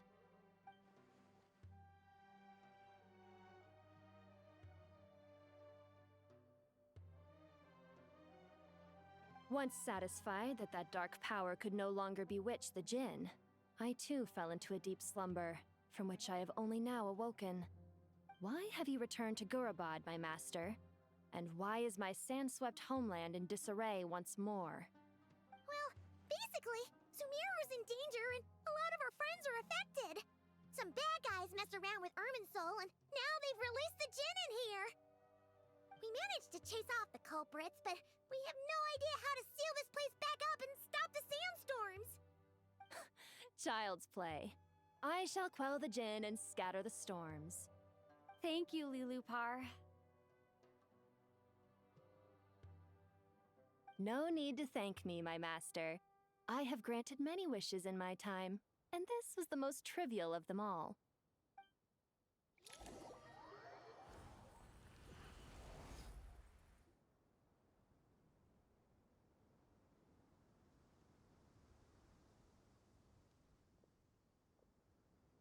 The sandstorm's gone. The sun shines bright again. When I said that we'd meet again under a lovelier sun, this was exactly how I imagined it. Yay! Although, honestly, Paimon would love to hang out with you more, even if the weather sucked.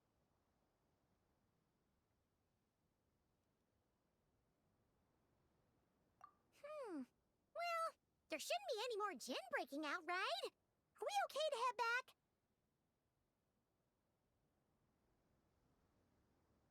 Sounds good. You can introduce us to your other friends. Another adventure begins. Lovely.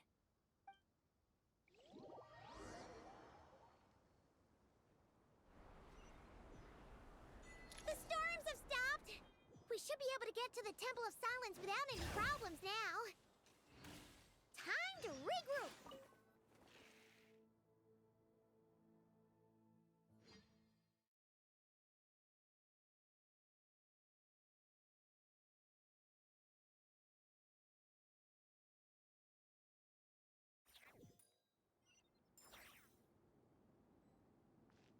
Bring it!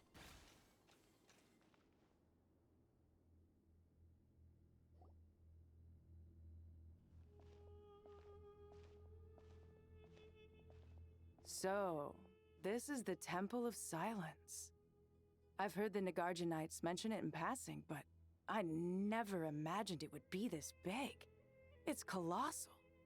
I thought the temple moved to the rainforest ages ago. When did they scamper back into the desert? I don't know. This plan sounds a little too risky for my liking. Even in King Deshret's day, this was experimental technology. Well, unless you know of another viable alternative for the Akasha terminal, I'm afraid this is our only option. The plan is sound, and the risks are manageable. However, if we are to proceed, we must act quickly. The scale of this project is enormous. Even with Kaveh, Faruzan, and every other scholar of mechanics working on it full-time, the proposed modifications won't happen overnight.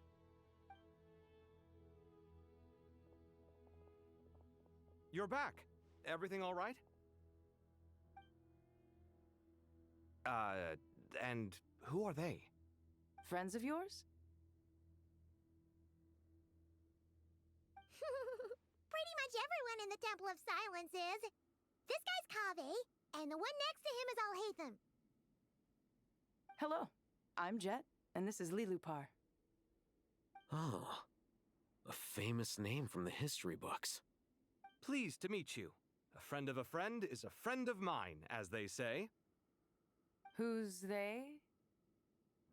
Huh? Do people not say that? Not in the desert. Friends you can trust, but friends of friends? Gotta keep an eye on them. Still, I do trust the Traveler's judgment. I'm sure you're good people. The sandstorms have calmed down. I take it the Gurabad problem is resolved? What did you find?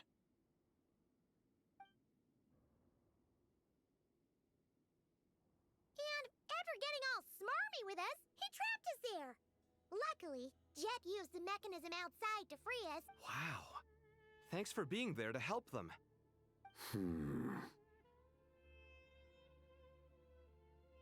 So, this mystery man openly admitted that he was merely a Harbinger subordinate. Yeah? Is there something weird about that?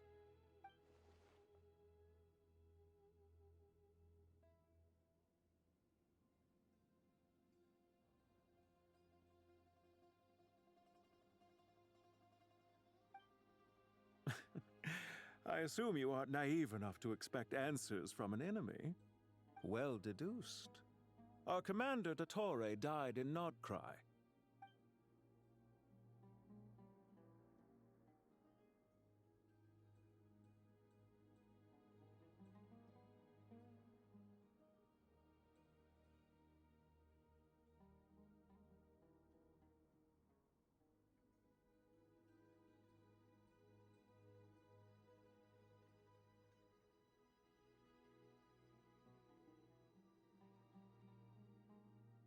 Are you wondering about his true identity? Or do you think there's a big conspiracy behind all this? I wouldn't go as far as to call it a conspiracy. Just the simple fact that having someone to shift the blame on tends to prove useful, should trouble come knocking later. The most important thing for now is to solve the immediate problem. Perhaps that man knew you wouldn't have the resources to investigate his background and so didn't put much effort into disguising himself. This is all getting a little cryptic for me. I'll let you guys talk while I take a walk with Lilupar. Jet? Aren't you with the Blazing Beasts?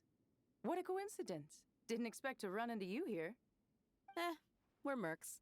You can run into us anywhere. Who's this with you? So, did you find the solution you were looking for in the Temple of Silence?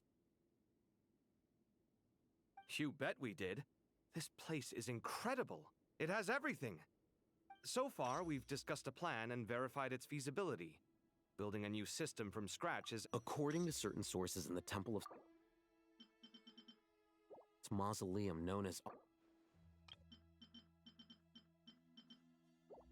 which suggests it was hidden quite effectively.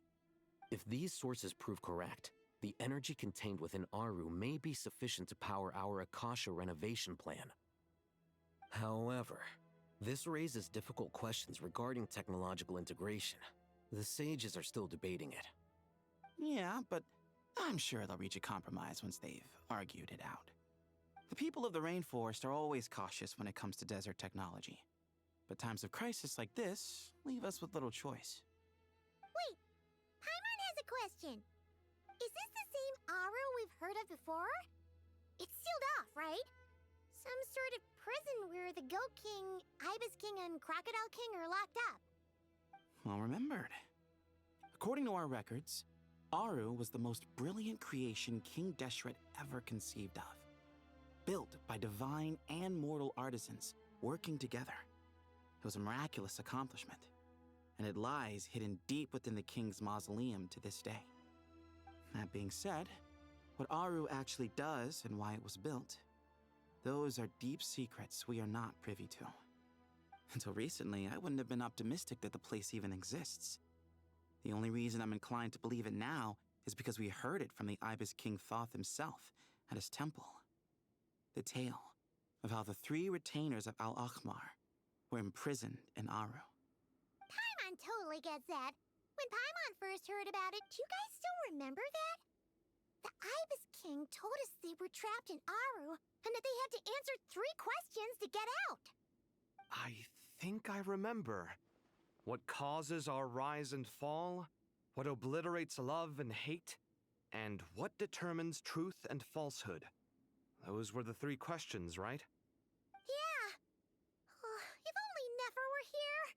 She's dealt with the Ibis King before, so she might know more. Oh, Nefer's a friend we met in Nodcry. Not cry. Funny. She showed up here earlier. Huh? Yeah. Had another lady with her, too. Both said they knew you. They contacted the sages, claiming they might be able to offer some assistance. Really? They came here to help out? Yes, really. It was just before you got back. One of them said she's made Nodcry her home. If she's the person you were talking about, then... Looks like betting on Aru was the right choice. See? They're right over there. Nicole! Nefer! Why, hello! We're here to help.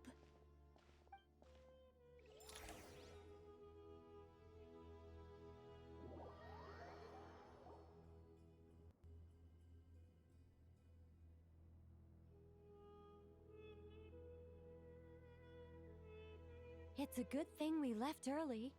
We almost got locked out. Locked out? What do you mean? Oh, you haven't heard? An invisible barrier has appeared around Sumeru's borders, cutting off all travel in and out. No one can leave and no one can enter. Sumeru has become a lonely island. Are the Fatui behind this too? Actually, no. This has nothing to do with them. I suspect it's a defense mechanism within Irminsul itself. Irminsul is the source of Tevat's ley lines, after all, and Sumeru is the nation closest to it. I imagine this function was put in place to seal the entire region off in the event of serious damage, preventing the disaster from spreading to the rest of Tevat. It may have been implemented long ago. But doesn't that mean that the people here won't be able to escape to other nations if the anomaly keeps spreading? Currently, that does appear to be the case, which is precisely why I am here. This is a critical moment for the world, and Sumeru is the eye. Paimon's surprised you managed to convince her to come back to Sumeru. Indeed. Even for someone of my wisdom and eloquence, this tested my skills to the limit. And why should it concern me that Sumeru's in trouble? Surely you don't think I still have feelings for that place? Judging by your tone, I suppose you don't. Sounds like you don't know much about my past. And here I thought you knew everything. All I know is that the Ibis King is the source of your power. He was quite a prominent moon envoy once upon a time, so I do know a thing or two about him. As for your past, I have ways to learn the full story if I wish to. But everyone has secrets they'd rather keep to themselves, wouldn't you say? I'm glad you see it that way, Miss Nicole. I've chosen to call Nodcry home, which is why I did my part in its hour of need. That doesn't mean world savings become a habit with me. I have no particular desire to play hero in Sumeru, thank you. I understand. Human emotions do not appear and disappear without cause. There is always a reason to be found behind both salvation and destruction. Still, if time has taught me anything, it's that human emotions are often complex and in conflict. That's why people change their minds about things all the time. But that's where we angels come in. Our duty, ultimately, is to guide people towards their deepest, truest desires and help bring them to fruition. So I wish to hear about your past, because I do not believe you are motivated by hatred alone. And if we still arrive at different conclusions in the end, that's okay.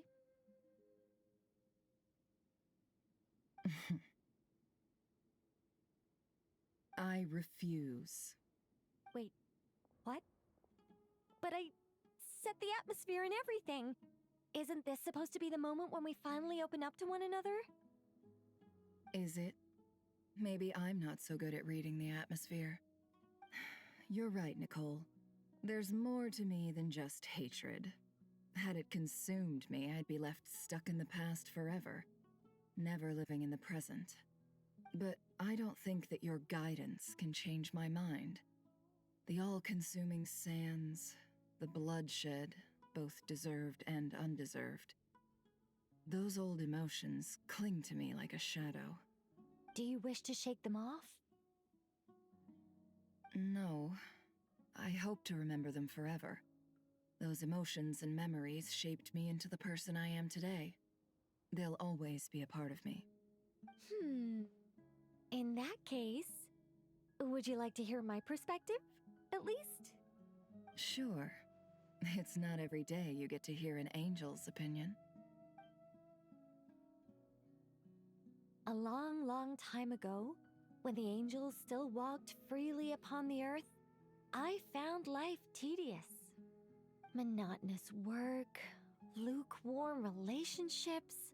Things weren't nearly as interesting as they are now. And yet, since the angel's demise, I have found myself missing those days on more than one occasion. Human emotions are often attached to a person, a place, or an object. When those things are gone, the memories quickly fade, and the emotions slip away along with them. If Sumeru were destroyed, both rainforest and desert would be no more. With the object of your hatred wiped from existence, it would not take long for the memories buried deep in your heart to slowly fade. Both love and hate are intense emotions, but they are nothing compared to the void left behind when they disappear. Most sophisticated, Miss Nicole. But anyone focused on the future could only ever applaud the destruction of the things they hate. Still, I'm a special case. Someone once told me that human memory is more selective than a Mora-hungry merchant choosing between customers. We all need a reality check once in a while, so we don't forget the truth. As much as I dislike Sumeru, this is no way for it to perish. All right, you win. I'll help you out a little, but I won't work for free. How much will you need? You're not gonna milk this for all it's worth, are you? What do you think? I'll be upfront with you. I don't have much more on me. If that's what you need, I could borrow some from Alice. Or Just cover my travel expenses. Huh? Is that all? That's all. Given all the people I owe favors to, I can just about justify a trip to Sumeru. Yehoda! Here, boss! What do you need? I'm going back to Sumeru for a while. While I'm away, you'll be in charge of the curatorium. Me? I'm in charge? Whoa! Don't worry, boss. You can count on me! And that was how the ingenious Angel Nicole brought you the perfect person for the job in your hour of need. Hip hip hooray! That was far more detailed than necessary. Not lacking in embellishment either. I never thought I'd return. Especially not the desert. But life doesn't always go as planned, I suppose. What's Candace up to? I don't think I've seen her yet. She's still taking care of things in our village. Should be joining us before too long.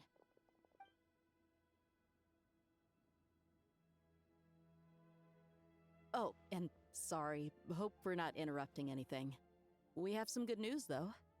We're planning to go to the mausoleum of King Deshret to look for the legendary Aru, then use it to try and restore the Akasha system. According to records in the Temple of Silence, the mausoleum houses something called Aru's Shoot, which can be used to establish connection with Aru. We still have some time before we leave, so there's no rush.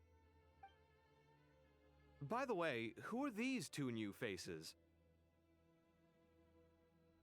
Just call me Nefer. I'm based in Nodcry. Did I hear you mention Aru? Correct. Well, I happen to have a connection with one of the 3 retainers imprisoned inside, the Ibis King. I'm here to get things done, so if you don't mind, I think I should come with you. That sounds perfect. Miss Nefer, are you from the desert by any chance? Why do you ask? I don't know. There's a familiar air about you. Plus, you mentioned Candace. Sorry, I don't mean to pry. It was just a random thought. I'm Dia, an eremite mercenary. My work usually keeps me out in the desert. I'm on good terms with Dory, and she's mentioned you all before. It's nice to finally put faces to the names. However, my associate here is probably less well acquainted with you. Why don't you all introduce yourselves? Actually, I'm a little better acquainted than you might think.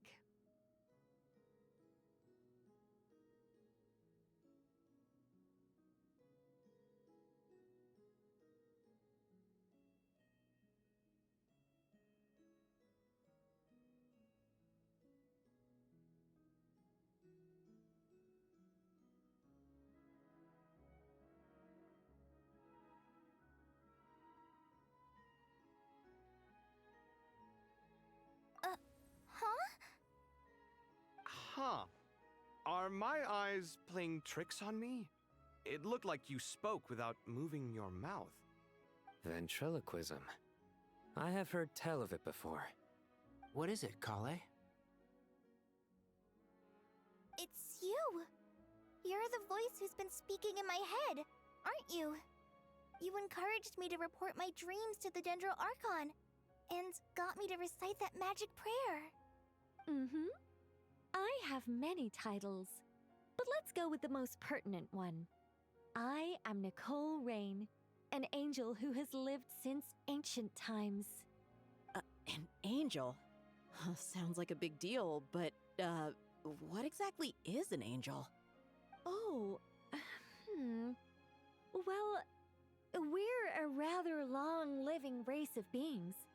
Not gods, technically, but we can still tell you a lot of stories from ancient history. Yep, and she's also an amazing sculptor. You could say Well, ma'am, if both the Traveler and Paimon give you rave reviews, you must be pretty impressive. Oh, please don't call me ma'am. I find it so awkward when people get too formal with me. Just relax and be yourselves. No need to be nervous. Miss Nicole, if it's okay, could I ask you a few questions? Yes, you may. I can see your heart is filled with confusion, and you are desperate for answers. I also know which questions you want to ask me. Why did you dream of Sumeru City in disarray? Why did those verses soothe the Jinn only when recited by you? I can guide you to the truth, but it involves a personal secret of yours. I'd prefer to speak with you alone, if possible.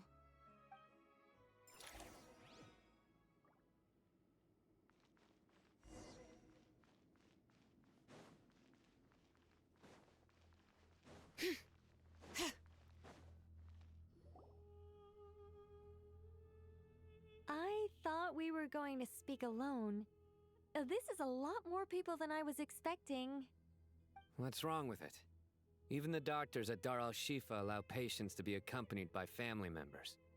Well, if Kale doesn't mind her secret being revealed, I have no problem with it. Thanks for being so considerate, Miss Nicole.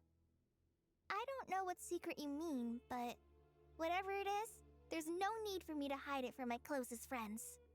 closest friends. It's so nice to hear that.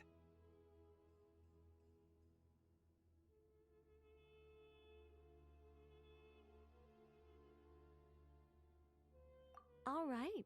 In that case, I'll get right to it. Kale, are you aware that there are god remains inside your body? I am.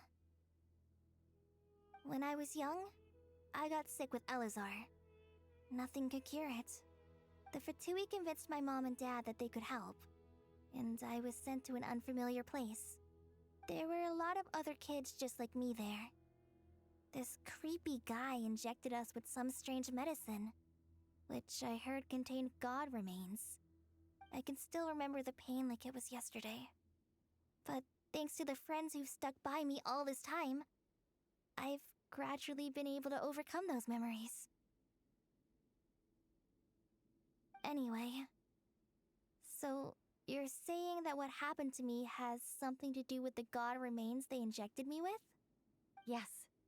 Those were the remains of Nabu Malikata, the goddess of flowers. What? Huh. Fascinating. You don't seem surprised like the rest of us. Why? The possibility crossed my mind when Kale recited the Goddess of Flowers song and calmed the Jinn. You made Paimon jump! What are you doing here, Lilupar? I was merely passing through when I heard the name of the Goddess of Flowers. Be assured that I share your surprise. You, with the hat. Are you certain? I sense no trace of the Lord of Flowers within her. Well, it is a very small fragment. Unless special methods are used to manifest its power, even her closest acquaintances would find it near impossible to detect. After the goddess passed away, her remains were scattered across the desert. King Deshret gathered all the pieces he could find and buried them in the Eternal Oasis. But some fragments remained unaccounted for. Eventually, the Fatui must have found a way to track some of them down. Presumably for use in some experiment. It's not an uncommon occurrence. You're more shaken than I thought. In one sense, you've been extraordinarily lucky. So many people who yearn for this kind of power never attain it, yet you have coexisted with her all this time without even realizing it. I don't know what to say.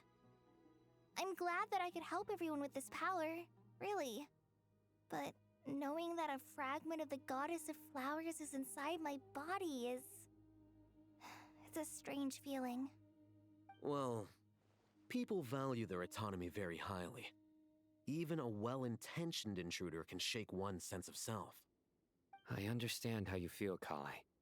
But once you get used to it, you'll find it's nothing to be concerned about. Huh. I guess you, of all people, have a good reason to speak on this. 2 good reasons, in fact. Incidentally, 3 is the maximum number of Hermanubis' Ba fragments that I could bear. Let me guess. Because 2's company, but 3's a crowd? Thanks for helping to explain the joke, Tainari. Not my intention. Goddess preserve me. I should take my leave. This boy in his wolf's head hat speaks much too differently from the Hermanubis I remember.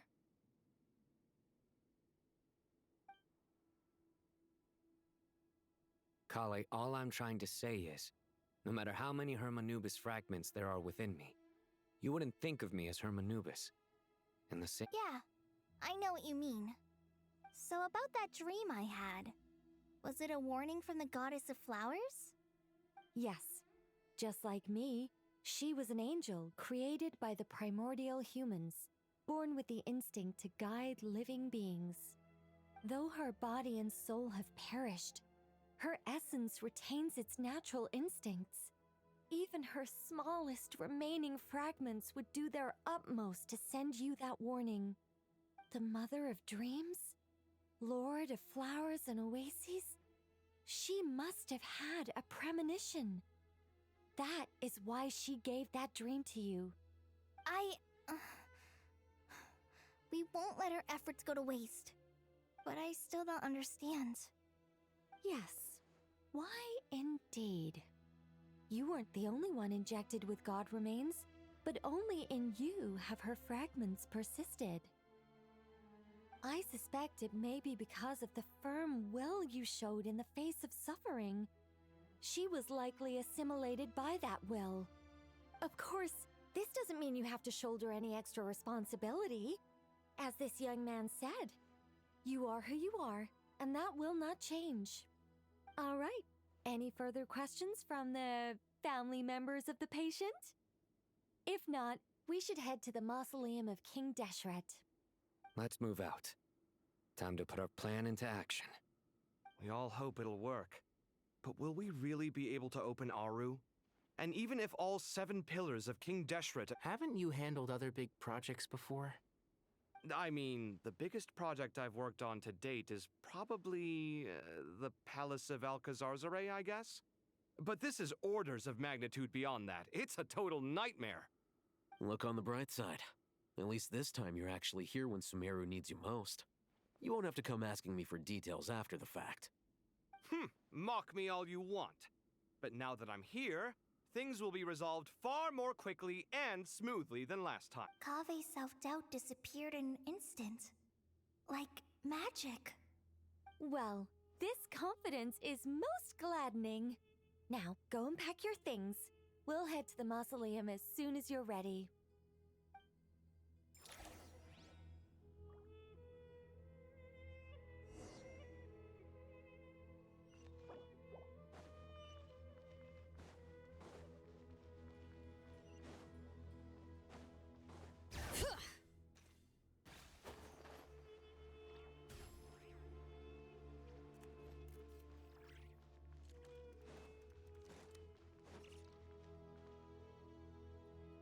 Oh, Miss Nicole.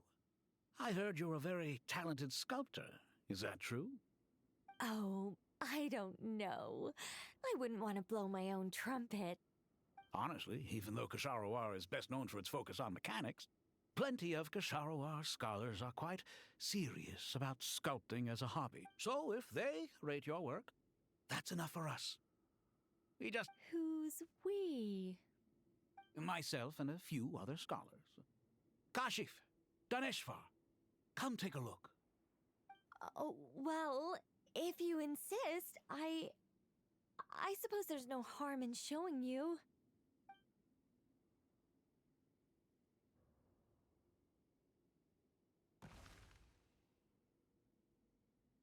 Whoa! Where did that come from? Look at the level of detail. It's so lifelike. The squirrel descends from the heavens like a champion, and the earth trembles beneath its feet. What do you think? Striking, isn't it? Kave? Kave, come here for a sec.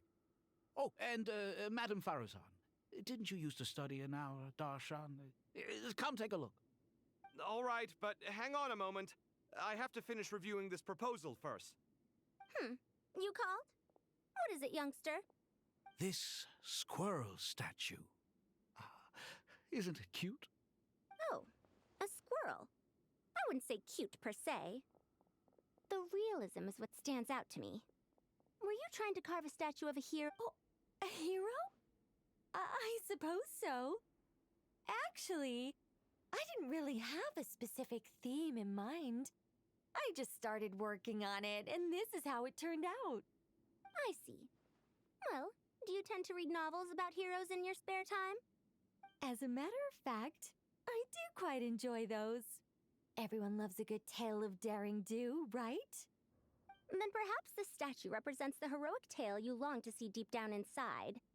Also on the subject of heroism, I feel that if the subject posed with a finger raised towards the heavens, it would lend a greater gravitas to the overall image. I'm sure some would call it cliché or old-fashioned, but not me. I think it would be a perfect fit. It has a certain classical beauty about it. Kave! Sorry, Madame Faruzan, I'm a little busy right now. Don't wait up for me. What a pity. That young man has excellent aesthetic tastes. I was hoping to ask him for his opinion. What a genius idea! Why didn't I think of that? Classical beauty is a great direction to explore. That's it. Once I get back, I'm going to sculpt a heroic squirrel pointing its finger towards the Precisely. A declaration of victory. You understand my vision. Then place the two statues face to face. Yes! That's exactly what I was thinking. It'll be a masterpiece. Miss... I'm sorry. I didn't catch your name. Just call me Nicole. Madam Faruzan? Was it? What? Oh, no. That wouldn't be right. Why ever not? Madam is a state of mind cultivated from within. Anyone may call me Madam if they so desire. My dear Miss Nicole, once we make it through these trying times, should we have the pleasure of meeting again, I shall look forward to seeing your new work. In this day of age, it's rare to find people with an appreciation for classical aesthetics. Meeting you was truly a pleasant surprise. Honestly, I feel the same way. It's been a long time since I met anyone interested in this style of statue. Clearly, they don't call you Madam for nothing. Also, I have to say, you're a very good judge of character. Because when I think about it, I really am someone who likes stories about heroes. That must be why I've quietly kept watch over generation after generation. Sorry, keeping watch over heroes? What exactly do you do for a living? Oh, never mind that. Let's not tell Madame Faruzan about Miss Nicole's true identity for now. Good idea. Let's limit the conversation to aesthetics.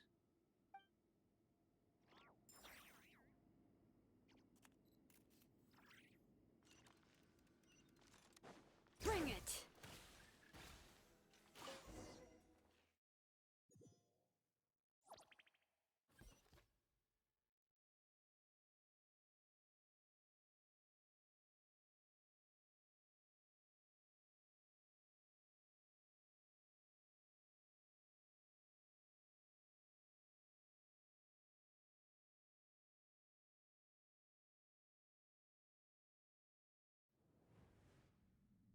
I hope everyone's ready. We'll be arriving at our destination very shortly.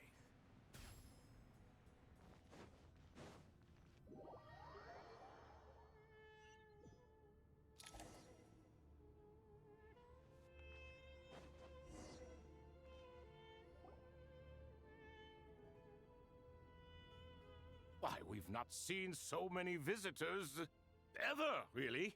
What is this place now, a tourist attraction? Ah, closer inspection reveals many familiar faces. To what do we dusty old fellows owe the honor? Surely you're not just here to chat. You surmise correctly. We are here to carry out a rather enormous project.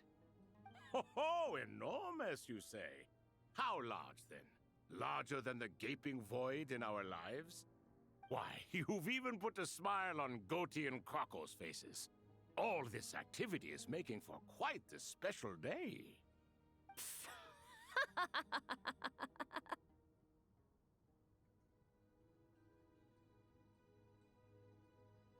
I know that laugh. Lilipar? What on earth are you doing here? Oh, this is hilarious. Turns out good things really do come to those who wait, as long as you stay alive long enough. When did you three get locked up in here? And still you act all high and mighty, putting on a show for the younglings. Truly hysterical. Why, you... Yes, I know. No need to shout. You're right, Lilipar. Goatee, Crocco, and I all have the same problem. But didn't King Deshret seal you away? How did you break free, and how did you get in here? Who knows? Perhaps you can ask my master one day, should you ever get the chance. Behold, the executioners of old. Some have turned into fragments residing in human bodies, and others are imprisoned eternally, leaving not a single shard behind. It's almost tragic, watching lowly prisoners like you act all self-important. Curiosity gnaws at you, doesn't it? Your interest in the outside world threatens to burst you at the seams. Turf. I'm starting to take a liking to this magic bottle lady. Time is of the essence. Let's get down to business. We come to you, O three ancient lords, to request your assistance on behalf of the Academia. If we can help you regain your freedom, then please consider lending us your aid. As for precisely what we need your help with, it's a long story. So, to demonstrate our sincerity, we are prepared to first resolve the problems that plague the three of you. All right, stop arguing, Croco, and Goatee, don't you start. What's the harm in letting her speak? It's not worth getting so angry about. Forget about her. The three questions are the crucial thing here. But do you really have a way to answer them? You once answered the final question, Nefer, but the seal did not open. Unless, with the passage of time, you have found a new answer? You could say so. When you first asked me what determines truth and falsehood, my answer was a liar's soul. Liars are the best at seeing through the falsehoods of the world. But if you want them to tell you the truth, you have to reach their soul. I think that makes sense. I found it quite compelling myself, and I told Nefer so. Unfortunately, it brought us no closer to liberation. Well, that's simply because it was my answer, not the one King Deshret was looking for. Can you guess which answer Al-Ahmar wanted then? Time. And that's not only the answer to the final question, it's the answer to all three of them. All things wax and wane with the passage of time. Love and hate eventually fade into nothing. Current affairs are always fraught with conflict and controversy. Only time can distinguish between right and wrong. You once described King Deshret as a proud man. I'd say that the prouder someone is, the more inclined... Time. Well. Indeed. Perhaps in building Aru, our king was in fact attempting to reverse time, to bring love and hate, right and wrong, the rise and fall of all things back to their point of origin.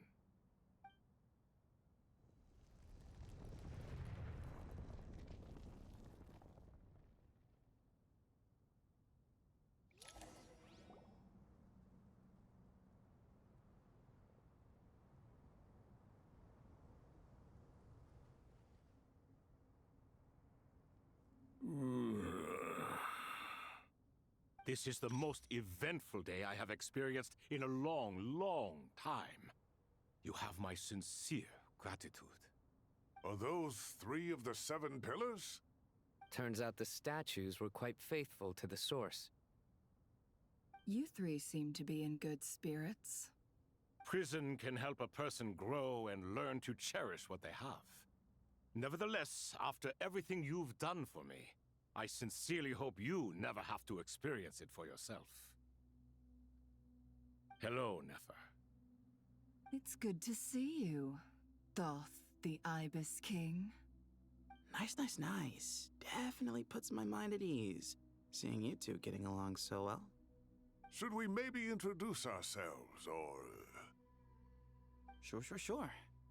I'm Sethos, the current leader of the Temple of Silence. This is General Mahamatra Sino. And this is the former Spantamat... Everything is equally new to us, in truth. We've been gone from this mortal world for longer than you can imagine. Let's hold off on the introductions for now. We can always ask Nefer about you later.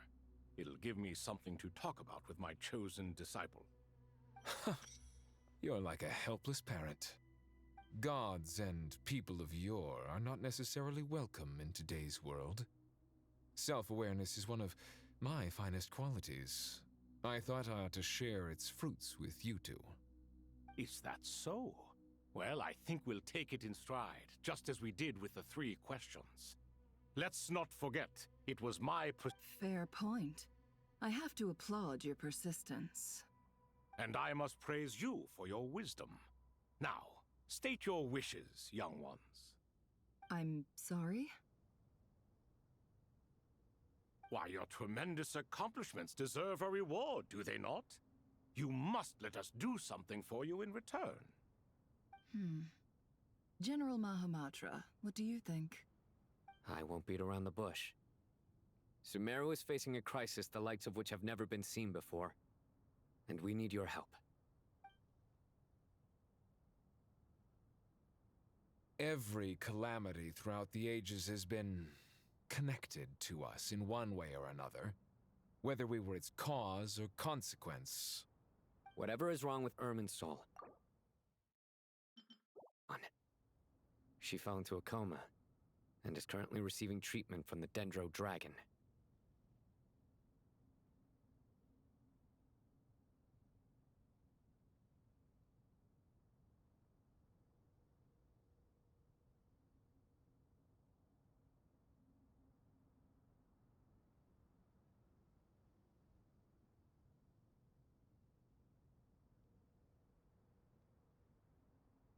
The Dendro Dragon?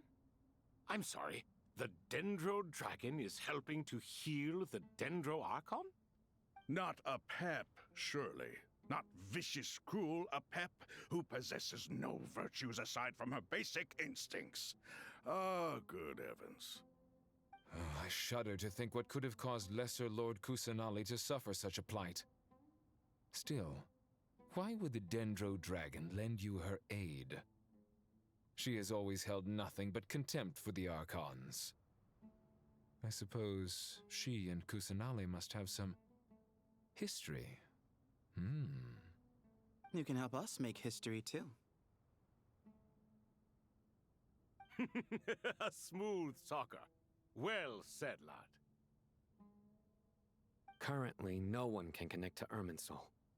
We hope that by opening up Aru and making some modifications to it, we can use its technology to our advantage.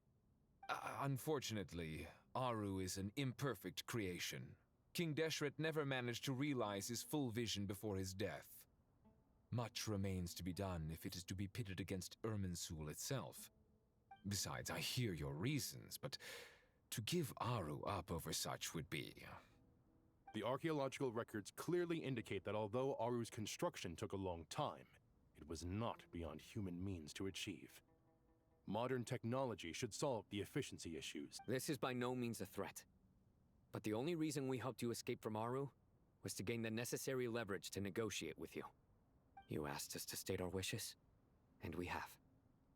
Each one of us here needs your help, as do all the thousands of people living in Sumeru. They need you, and they need Aru. What do we think, my fellow old fogies? Shall we lend our support or not? Since you ask so nicely, naturally. Naturally what? Are you for or against? I simply mean we shall do what comes naturally. You claim that you wish to open Aru. Know you then that the golden slumber created by King Deshret is preserved within? We do. We understand the risks involved. In all likelihood, the mortal world will never again be able to replicate King Deshret's work. Never will there be another chance to come so close to creating a utopia. Knowing this, we are sure. Before people can dream, they must first live. If your minds are made up, very well. We shall summon our erstwhile colleagues to discuss this further. Saint Shezepank, Saint Bennu, once you surrendered to silence and were buried with King Deshret.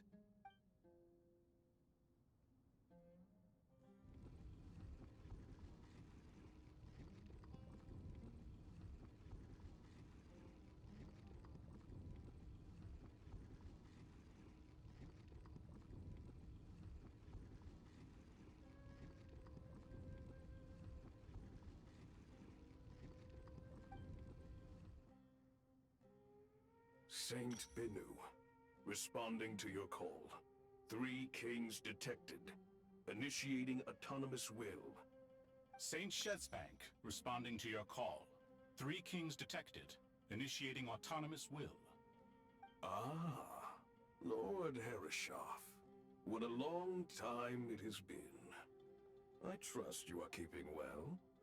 Then your trust in my well-being has long outlived your physical body. You have always opened with that same phrase, in life death, and now even beyond. Al-Akmar is long gone. What is the reason for this meeting? You're awake? Good. We are voting on whether to give the people of present-day Sumeru access to Aru and permit them to perform technological renovations. You have the right to support or oppose the motion. Aru is the pride of Al-Ahmar. Opening Aru requires the unanimous consent of the Seven Pillars. I hope you have a convincing reason to present to us. Sumeru is currently in the midst of a major calamity. Let us not forget that while Al-Ahmar was a stern ruler, he was also a teacher of wisdom.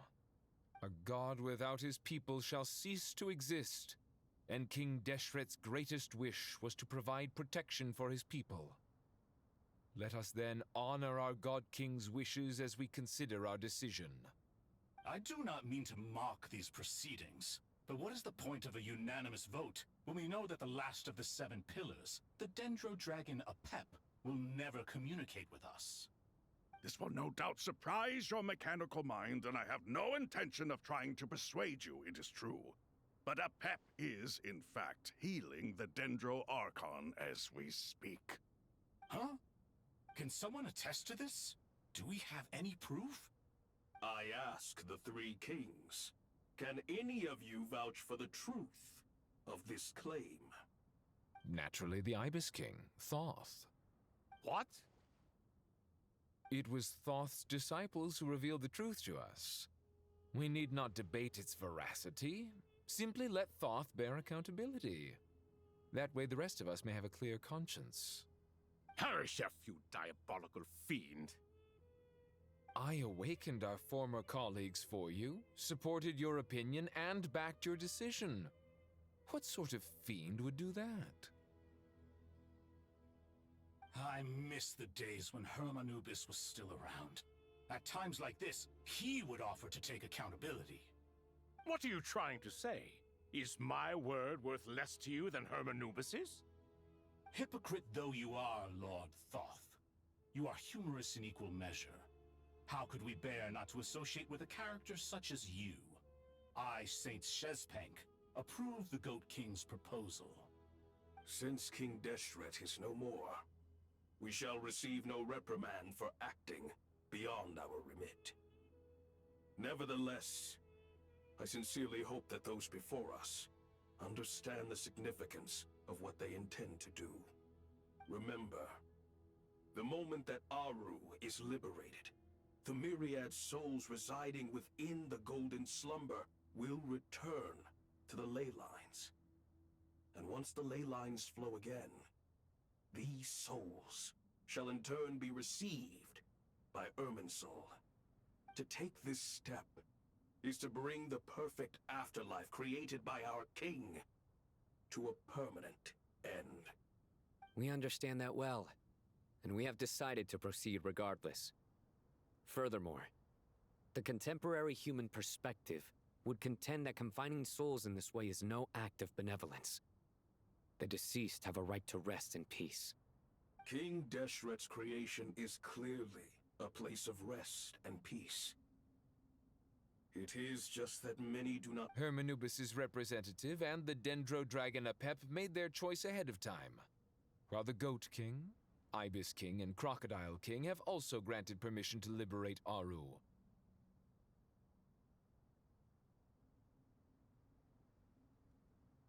By the grace of His Majesty, guided by his wisdom and will, let the gates of Aru be reopened.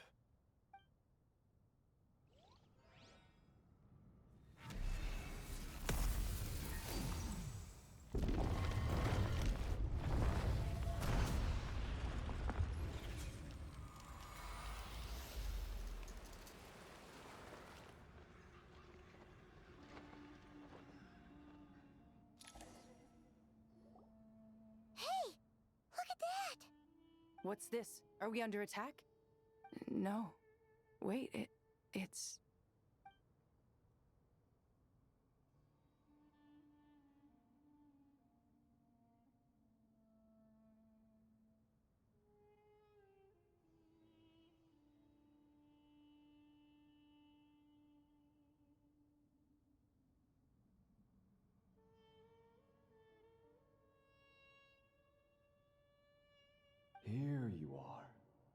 through the sands of time, I see you. Father. Father, is it really you? It's Jet's father, Jibril! That's right! He entered the golden slumber, didn't he? I smell blood and sand on you. You've grown, strong as a wild beast, and without shedding a tear. You have to leave, don't you? Please, just answer me this. What should I do for you? This meeting is a blessing from the gods. My soul, once imprisoned along with that of Semail, is finally free. I am truly grateful for the chance to see you again. That the dead should meet the living is itself a miracle. One brief, precious moment is enough. Enough to set my heart at ease. Do not weep for me, Jet. I know you will accomplish many great things in your life. You will go further and climb higher than I ever did. All I ask is that you take good care of yourself.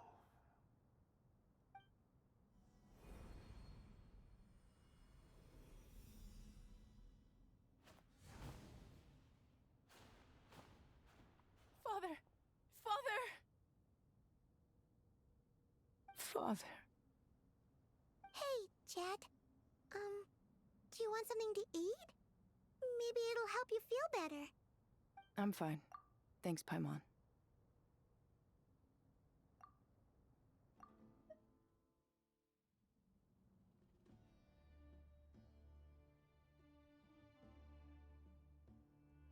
It was just a little...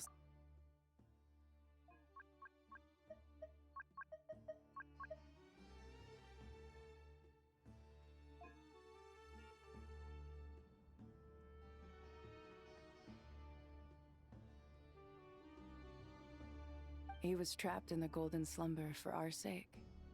And now, after all this time, he can finally rest in peace. I'm glad. It's a huge relief. You've grown strong, Jet. More than enough to fend for yourself. Yeah. I'll leave the past in my memory where it belongs. My family, the good times and the bad. Goodbye, Father.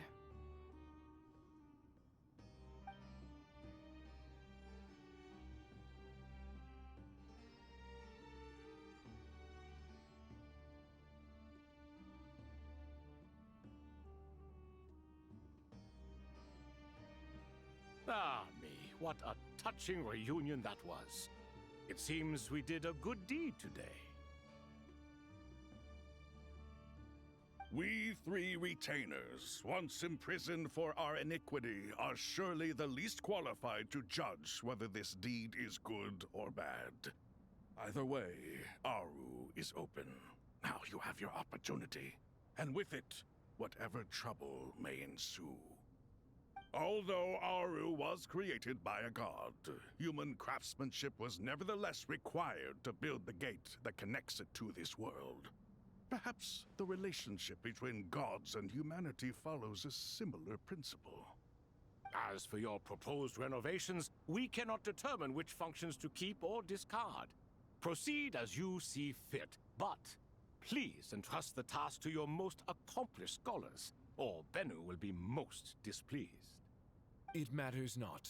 The Ibis King shall be accountable if any problems arise.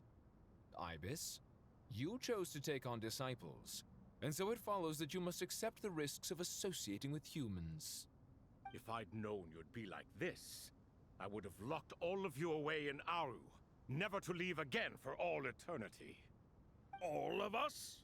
What does this have to do with me? Vilify me no further. Scholars, since you have liberated Aru, allow me to present you with a gift. Using Aru's power, we shall install a defense mechanism at our king's mausoleum. You must be guarded even against Irminsul itself. This shall afford you some convenience. Unseen and unheard. From this moment forth, none may by sight or hearing perceive anything said or done within the mausoleum. Amazing. And all this is achieved just with the power of Aru? With technology from the heavens, the possibilities are endless. Just because King Deshret did not use it for this purpose does not mean that it cannot be done. So, marvel away. This is the reward you have earned. All right. Well, that resolves the issue of confidentiality. What about the technical side? Do we have the manpower? Why, yes. I've already contacted them. They'll be here soon.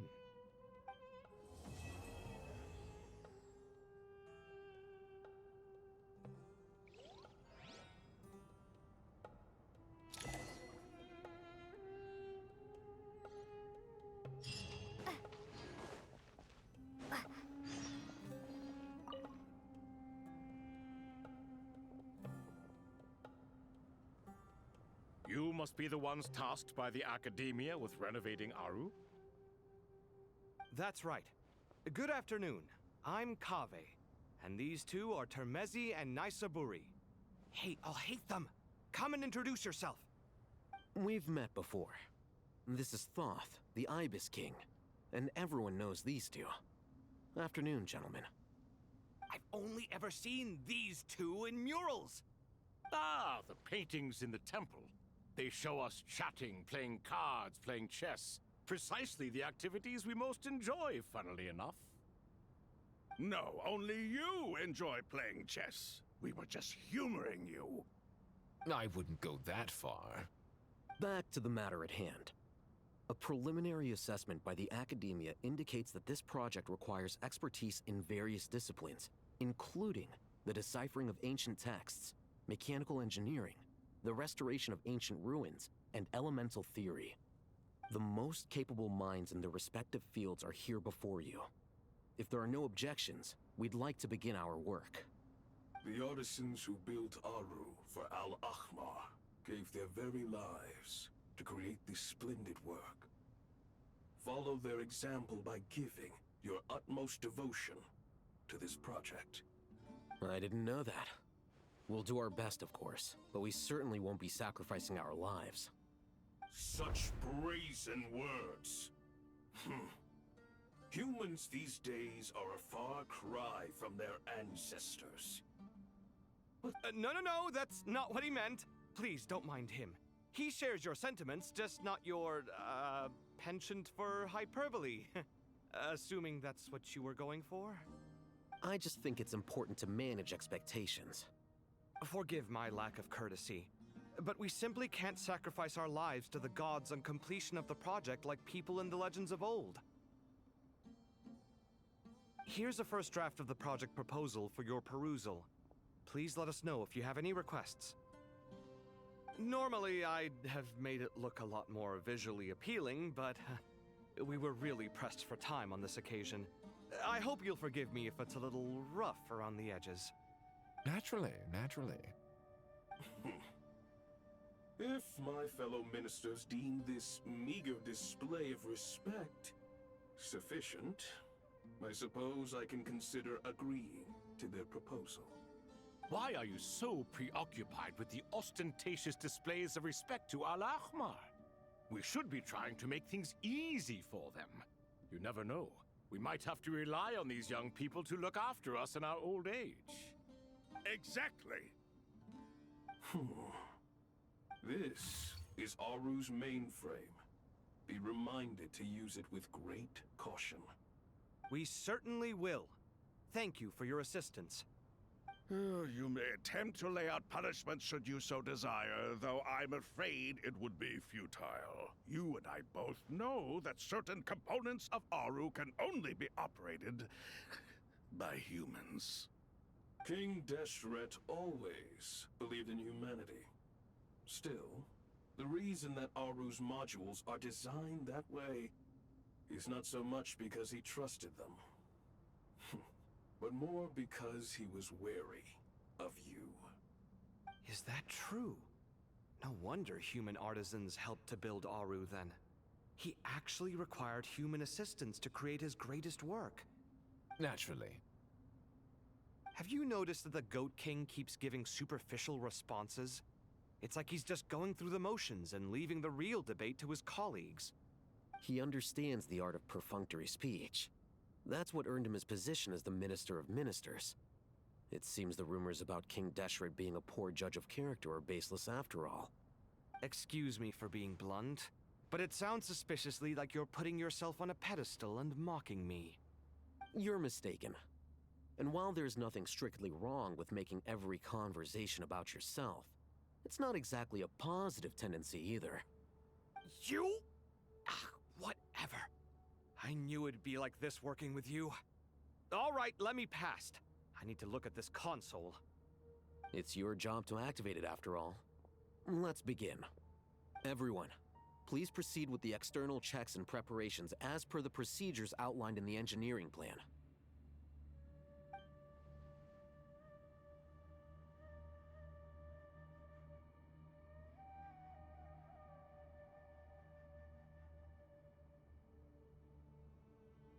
Hello there, youngsters. Whoa, the Ibis King came to life. What do you mean, came to life? I've been alive the whole time. You did say we could start our research, right? Are you having second thoughts now? I've reviewed the proposal. The work you're planning to carry out on this grand device is ambitious in its scope. You have ample confidence in your abilities, I take it? I wouldn't say I'm feeling hugely confident, but given how bad things are, I'd rather at least try something than sit around waiting to die. You are the top scholars of your day. I trust you are aware that there are countless links between Aru and the Akasha? Aru and the Akasha?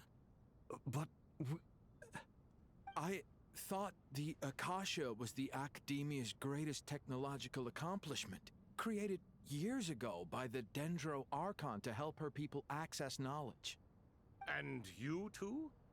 Do you not know either? You've read the instruction manual, right? You tell them. An instruction manual? The Akasha has an instruction manual? The Dendro Archon is a kind and thoughtful god indeed. It used to sit on a shelf in the corner at the House of Dana. Not the most popular read.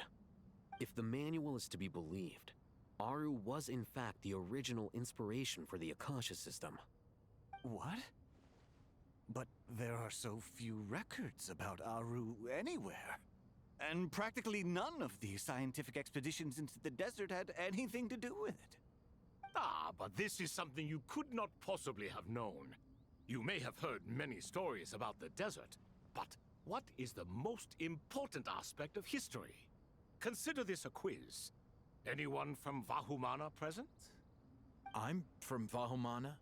It's, well, veracity. Precisely. And a large part of veracity is the chronological order in which events occur. I may as well tell you. In the beginning, Nabu Malikata, the goddess of flowers, descended upon Sumeru.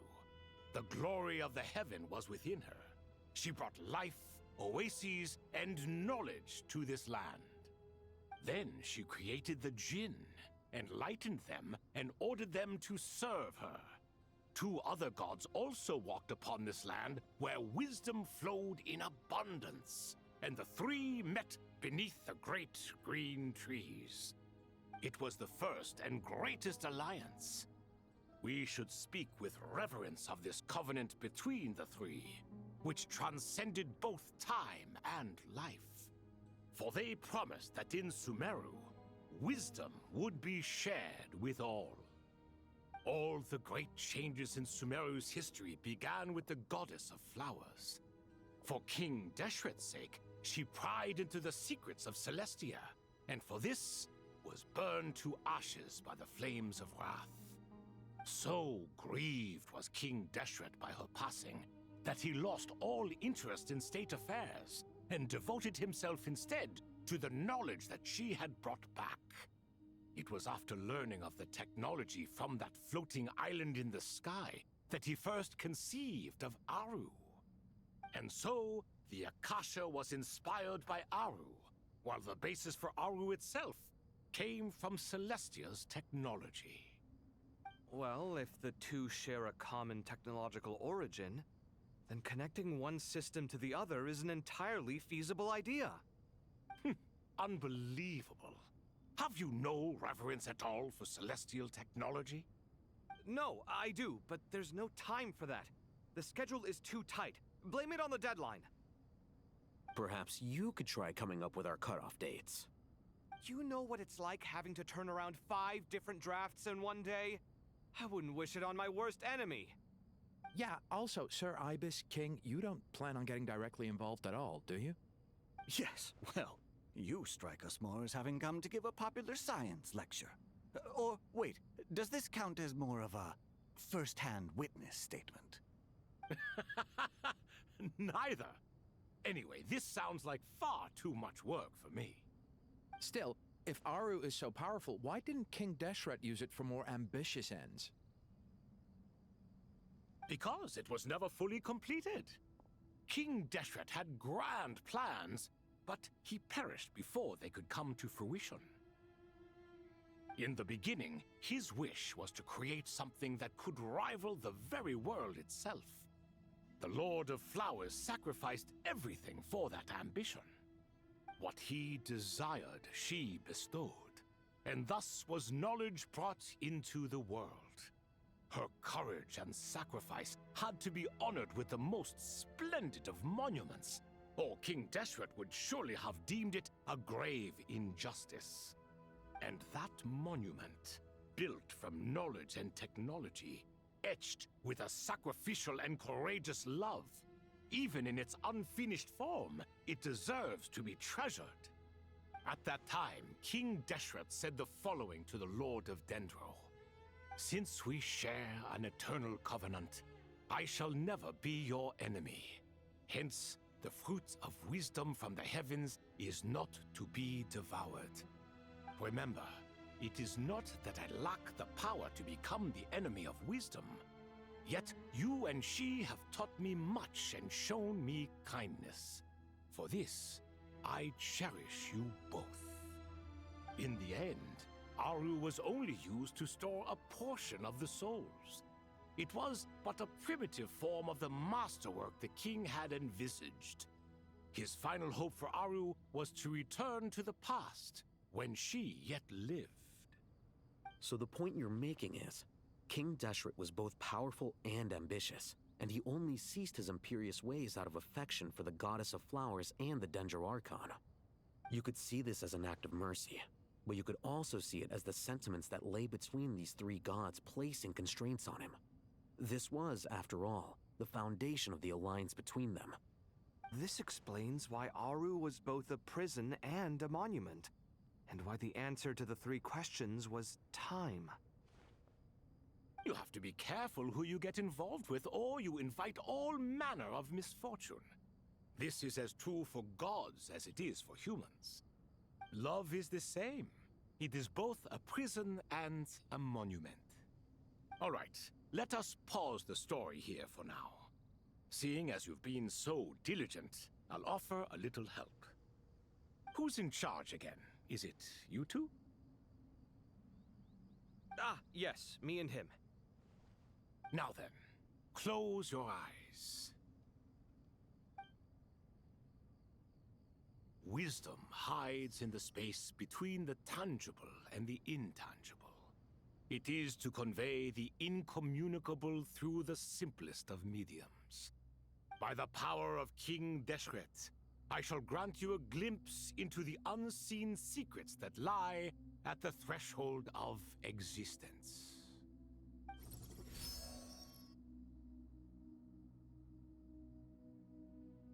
Where did this come from?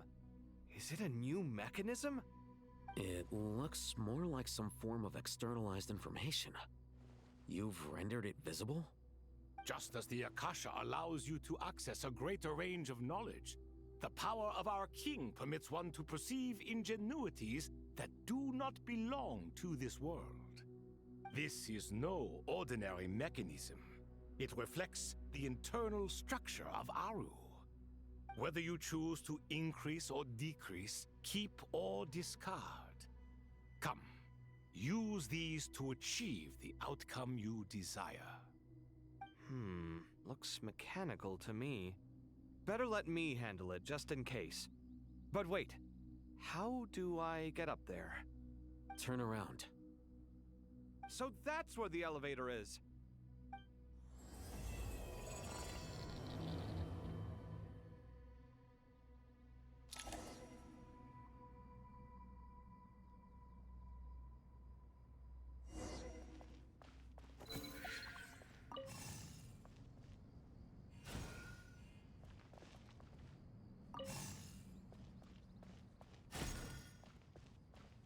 Scanning.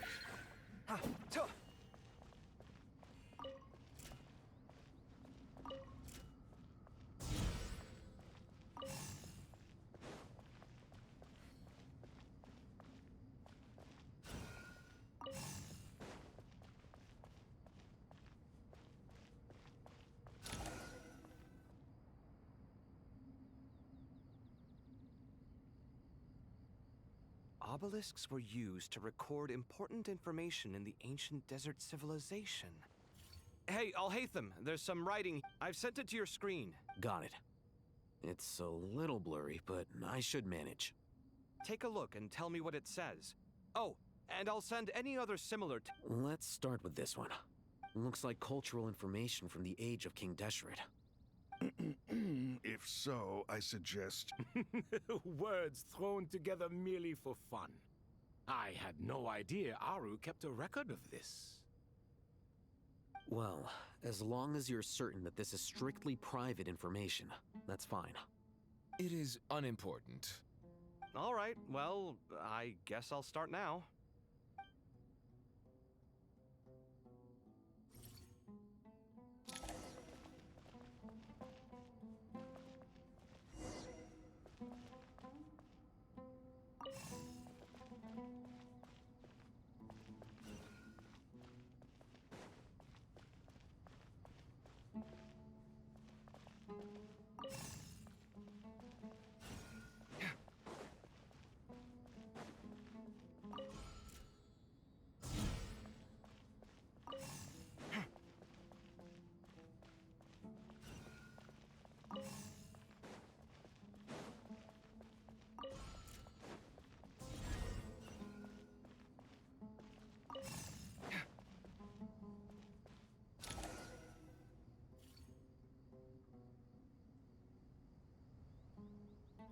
Found some more. Sending them over to you now. These are all reports about the Gurubad conflict. Can we delete them? I'd say so. Most of this information has already been archived anyway. What if there are details in there that Vahumana missed? What are we supposed to do if they come after us in the future? They'll just have to live with it. If we don't resolve these issues now, there won't even be an academia in the future, let alone a Vahumana Darshan. Yeah, you're right. Okay, done. There's some other similar monuments nearby. I'll check them out.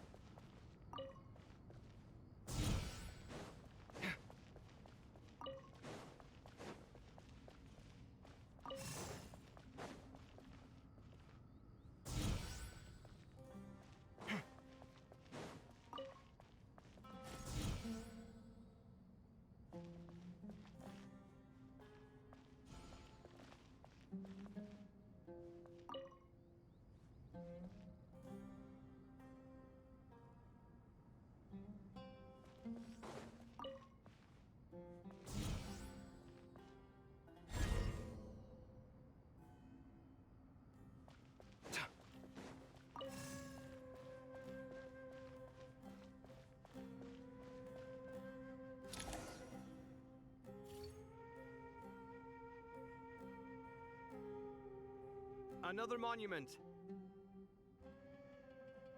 Hold on.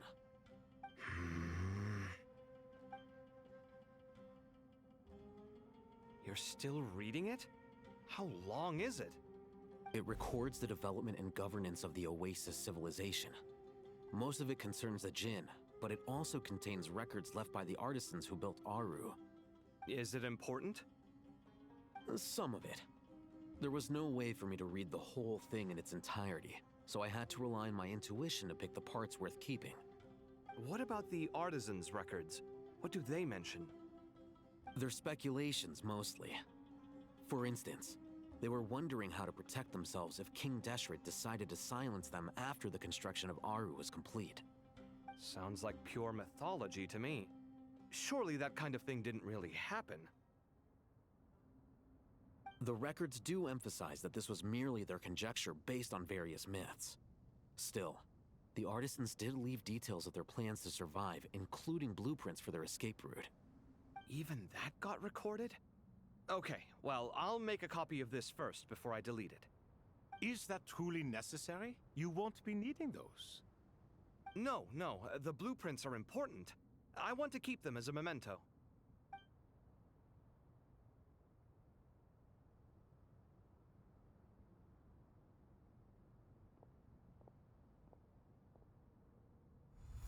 I think that should just about do it.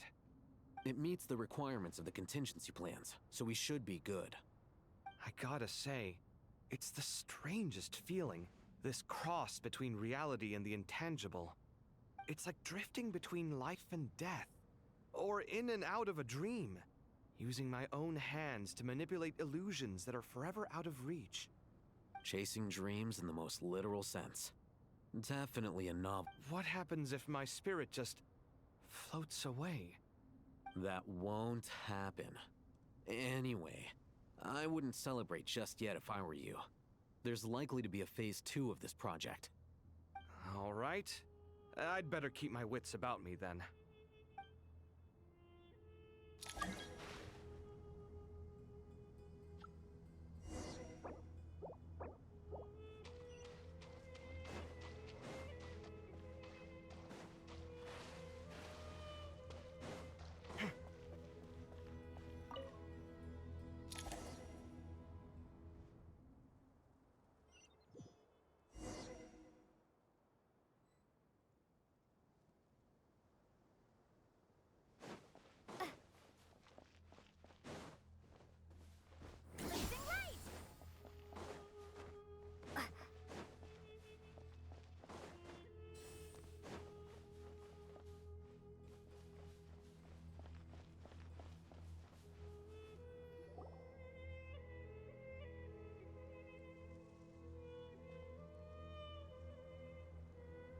Traveler from afar, do you worry for the fate of Sumeru as well? Whoa! It's Sobek the Crocodile King! Greetings, Crocodile King. Please be at ease. I'm just here to chat with you about Lesser Lord Kusanali. Sounds like you really care about her. Yes, although to be exact, it is a mixture of both concern and curiosity that I feel. Speaking of Nahida, Paimon was wondering how she's doing. Wait a moment.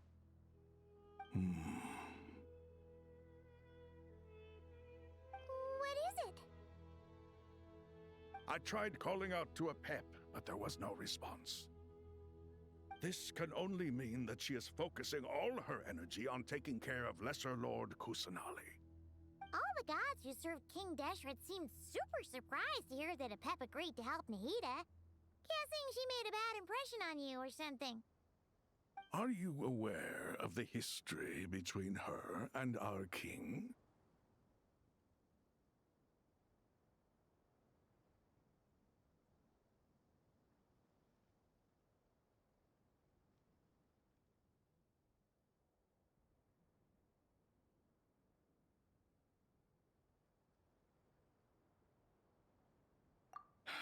Then you are learned indeed. I'm glad to know that Sumeru has the support of someone like you. At the end of his life, King Deshret tricked the Dendro Dragon into swallowing him whole, leaving her to bear the torment of his sins. The Dendro Dragon despised King Deshret, yet he outwitted her.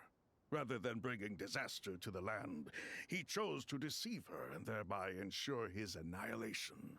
An act that surely displays his love for humanity. The Dendro Dragon stands for the glory of a bygone era.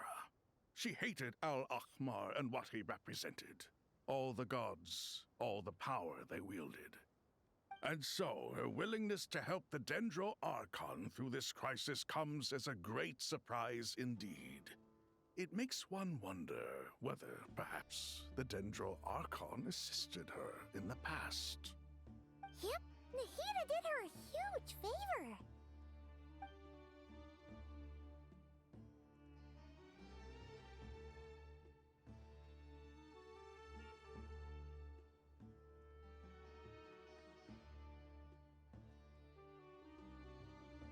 So Lesser Lord Kusanali put an end to the Dendro Dragon's many long years of torment. As much as she loathes the Seven, a pet knows kindness when she sees it. No wonder she was willing to make an exception. Yeah, that's the sense we got from dealing with her too. She is not incapable of coexisting with other living things. Rather, she actively chooses to avoid coexistence. And this, despite the fact that she symbolizes life. All of this being said, I wouldn't expect too much from her if I were you. Nothing will change her hatred towards humanity and gods. We'll keep that in mind. Anyway, how much longer do you think Nahida needs to stay with the Pep?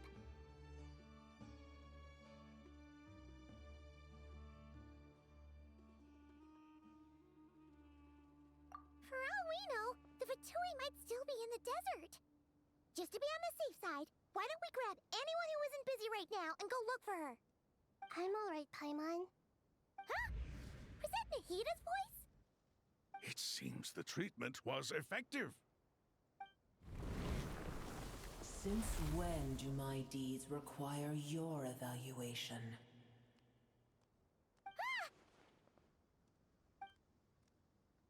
Here will do just fine. I had no intention of taking you any further. One ought not expect greater generosity than they have earned. You always hide your kindness away like an oasis within a sandstorm. Only those who make it through the swirling winds can know just how beautiful that oasis is, and how much hope it brings. You dare appraise my being? No, I'm expressing my gratitude. I want to thank you for sharing your precious life force with me.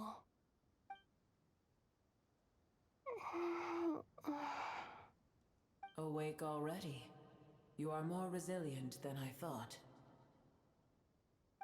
Pep. I feel much better. Thank you. Gods and their gratitude mean little to me. I would rather you give me your assurance that the situation with Irminsul and Sumeru's ley lines will be competently managed. If I suffer any ill effects from the ley lines, you, as the god of this land, will be held responsible. And you would not enjoy being held to account by me. I understand what you require, but I would assume this task even if you did not demand it. Sumeru is my responsibility. I must resume my duties as soon as possible. A farcical notion. God of Sumeru, I hope you realize how unextraordinary your strength is. And yet, maybe it is precisely what defines me. A god of wisdom is not meant to rule by force. Then hold steady. We go forth. Well, I'll be. Is that a pep? Do my eyes deceive me? Of all places, the Dendro Dragon has decided to visit the mausoleum of King Deshret? I see that after all this time, Al-Ahmar's menagerie of ministers remain as vile as ever. It's a pleasure, Dendro Dragon. Had you arrived but a little sooner, you might have attended a meeting of the Seven Pillars. What a nauseating thought.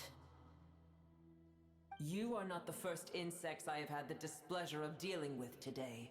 A swarm of them tugged on my tail on my way over. Goodness knows what hovels they crawled from. Why do all the creatures of this world remain so lowly after all this time? What did you do with them? I cast them away. What would you have me do? Keep them as trinkets? Boer, this is where we shall part ways. To be clear, I do not wish to see you or anyone else here ever again, unless absolutely necessary. Then I wish you peace as you return to your dwelling place.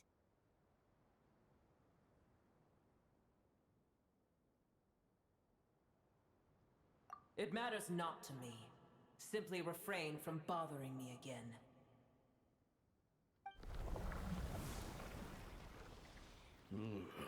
A force to be reckoned with. At times like this, I feel glad that she has no interest in any of this. Hold on, just hold on, okay? We're almost there. We made it. Huh? Wait, that voice! It's...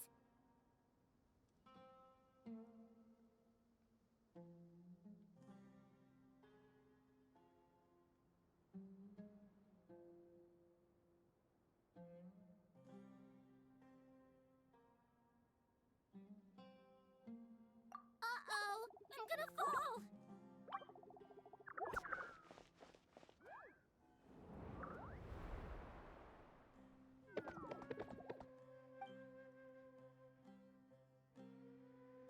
Well, that's a relief. A pair of safe... The Dendro Archon's familiars. They are the last thing I expected to see here. Huh? Wait, what are the Aranara doing here? Don't you guys hate the desert? Obviously I was worried about the Dendro Archon. I've been supporting them with my Pari powers the whole way here. Oh, you seem pretty nervous. Is it because there are too many people around? Not just people. It's all these non-human beings, too. It's hard on them. I can't believe you made such a long and dangerous journey just for my sake. I appreciate your support so much. Thank you all. I'll have to ask everyone to wait while I help our new arrival settle in. Once I'm done, I'll gather everyone to discuss our next steps. Traveler, Paimon, shall we find a place for our friends to stay? Awesome! Let's go! Well, first I have some questions.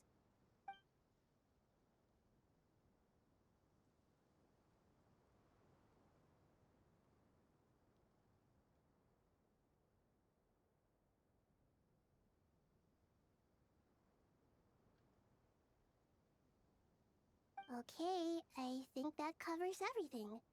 Thank you. We can get going now.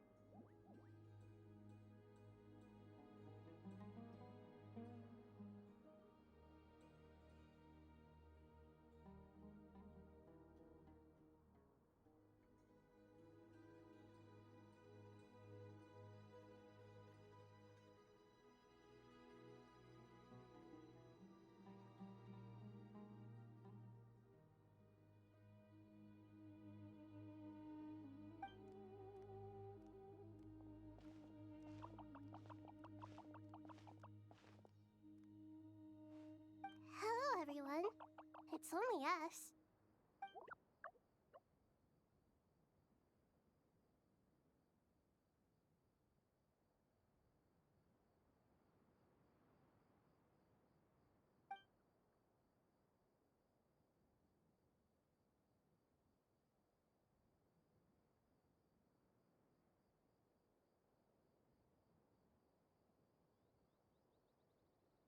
It must be very tough for you coming all the way out here, especially since you don't like the Voluka.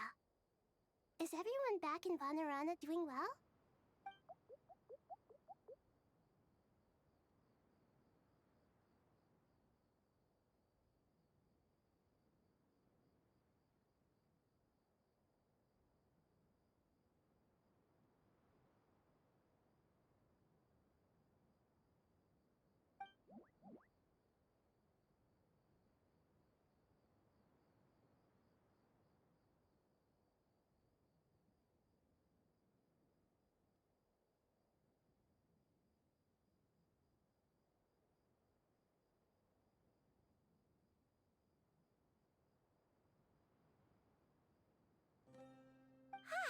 Everyone's here.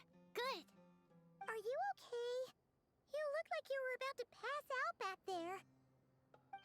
Then you're forgetting who I am. Don't underestimate me.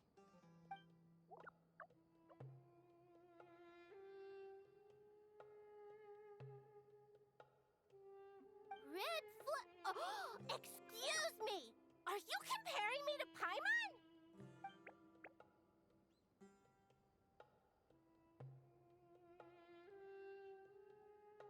I suppose everyone is gathered here because of me. As we can see, the situation is critical, and everyone is very busy with their various tasks, so...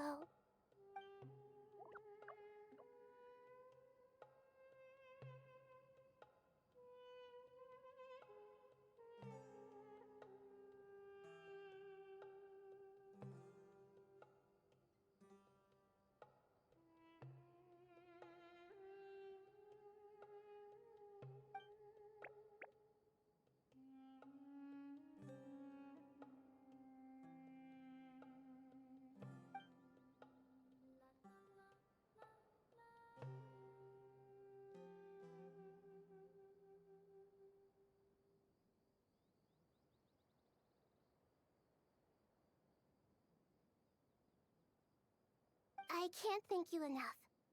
Right now, we're focused on restructuring Aru, processing excess information, and helping restore everyone's confidence. I'm sure you'll find it all very straightforward. I can help too! Just let me know where I'm needed.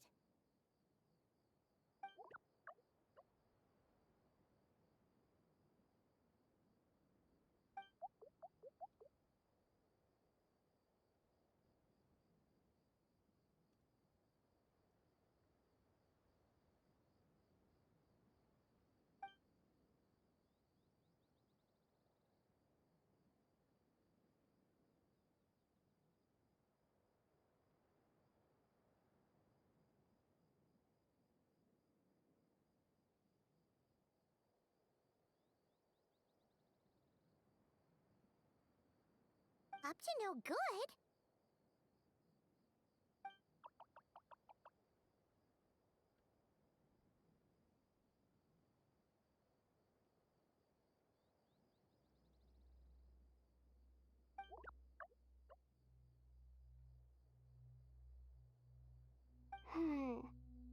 That definitely sounds suspicious. Traveler, Paimon, I have other work to attend to here that needs to take priority. Could I trouble you to investigate the situation Arabalika spoke of? No problem. Leave it to us!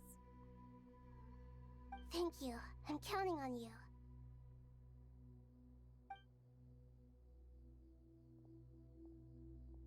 There's one other thing.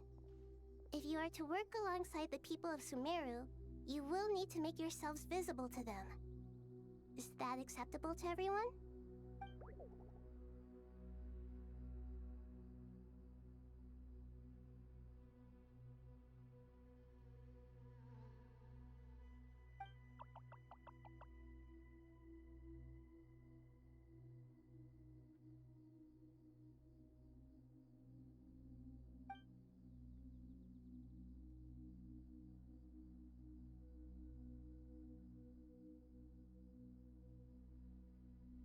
There's nothing to fear. No one here will hurt you. But if you do feel afraid, don't worry. Just call my name and I'll be there.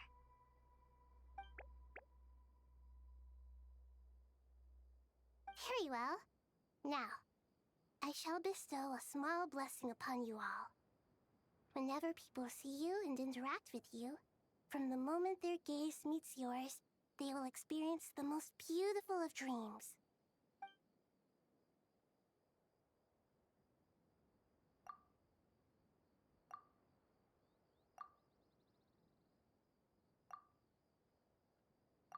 Do not fear. We will face it together. This too shall pass.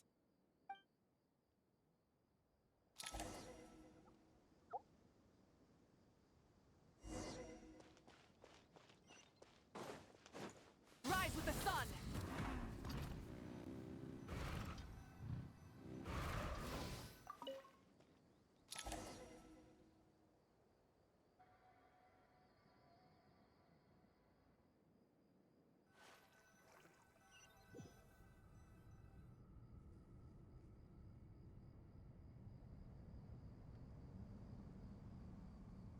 Ah, everyone's here.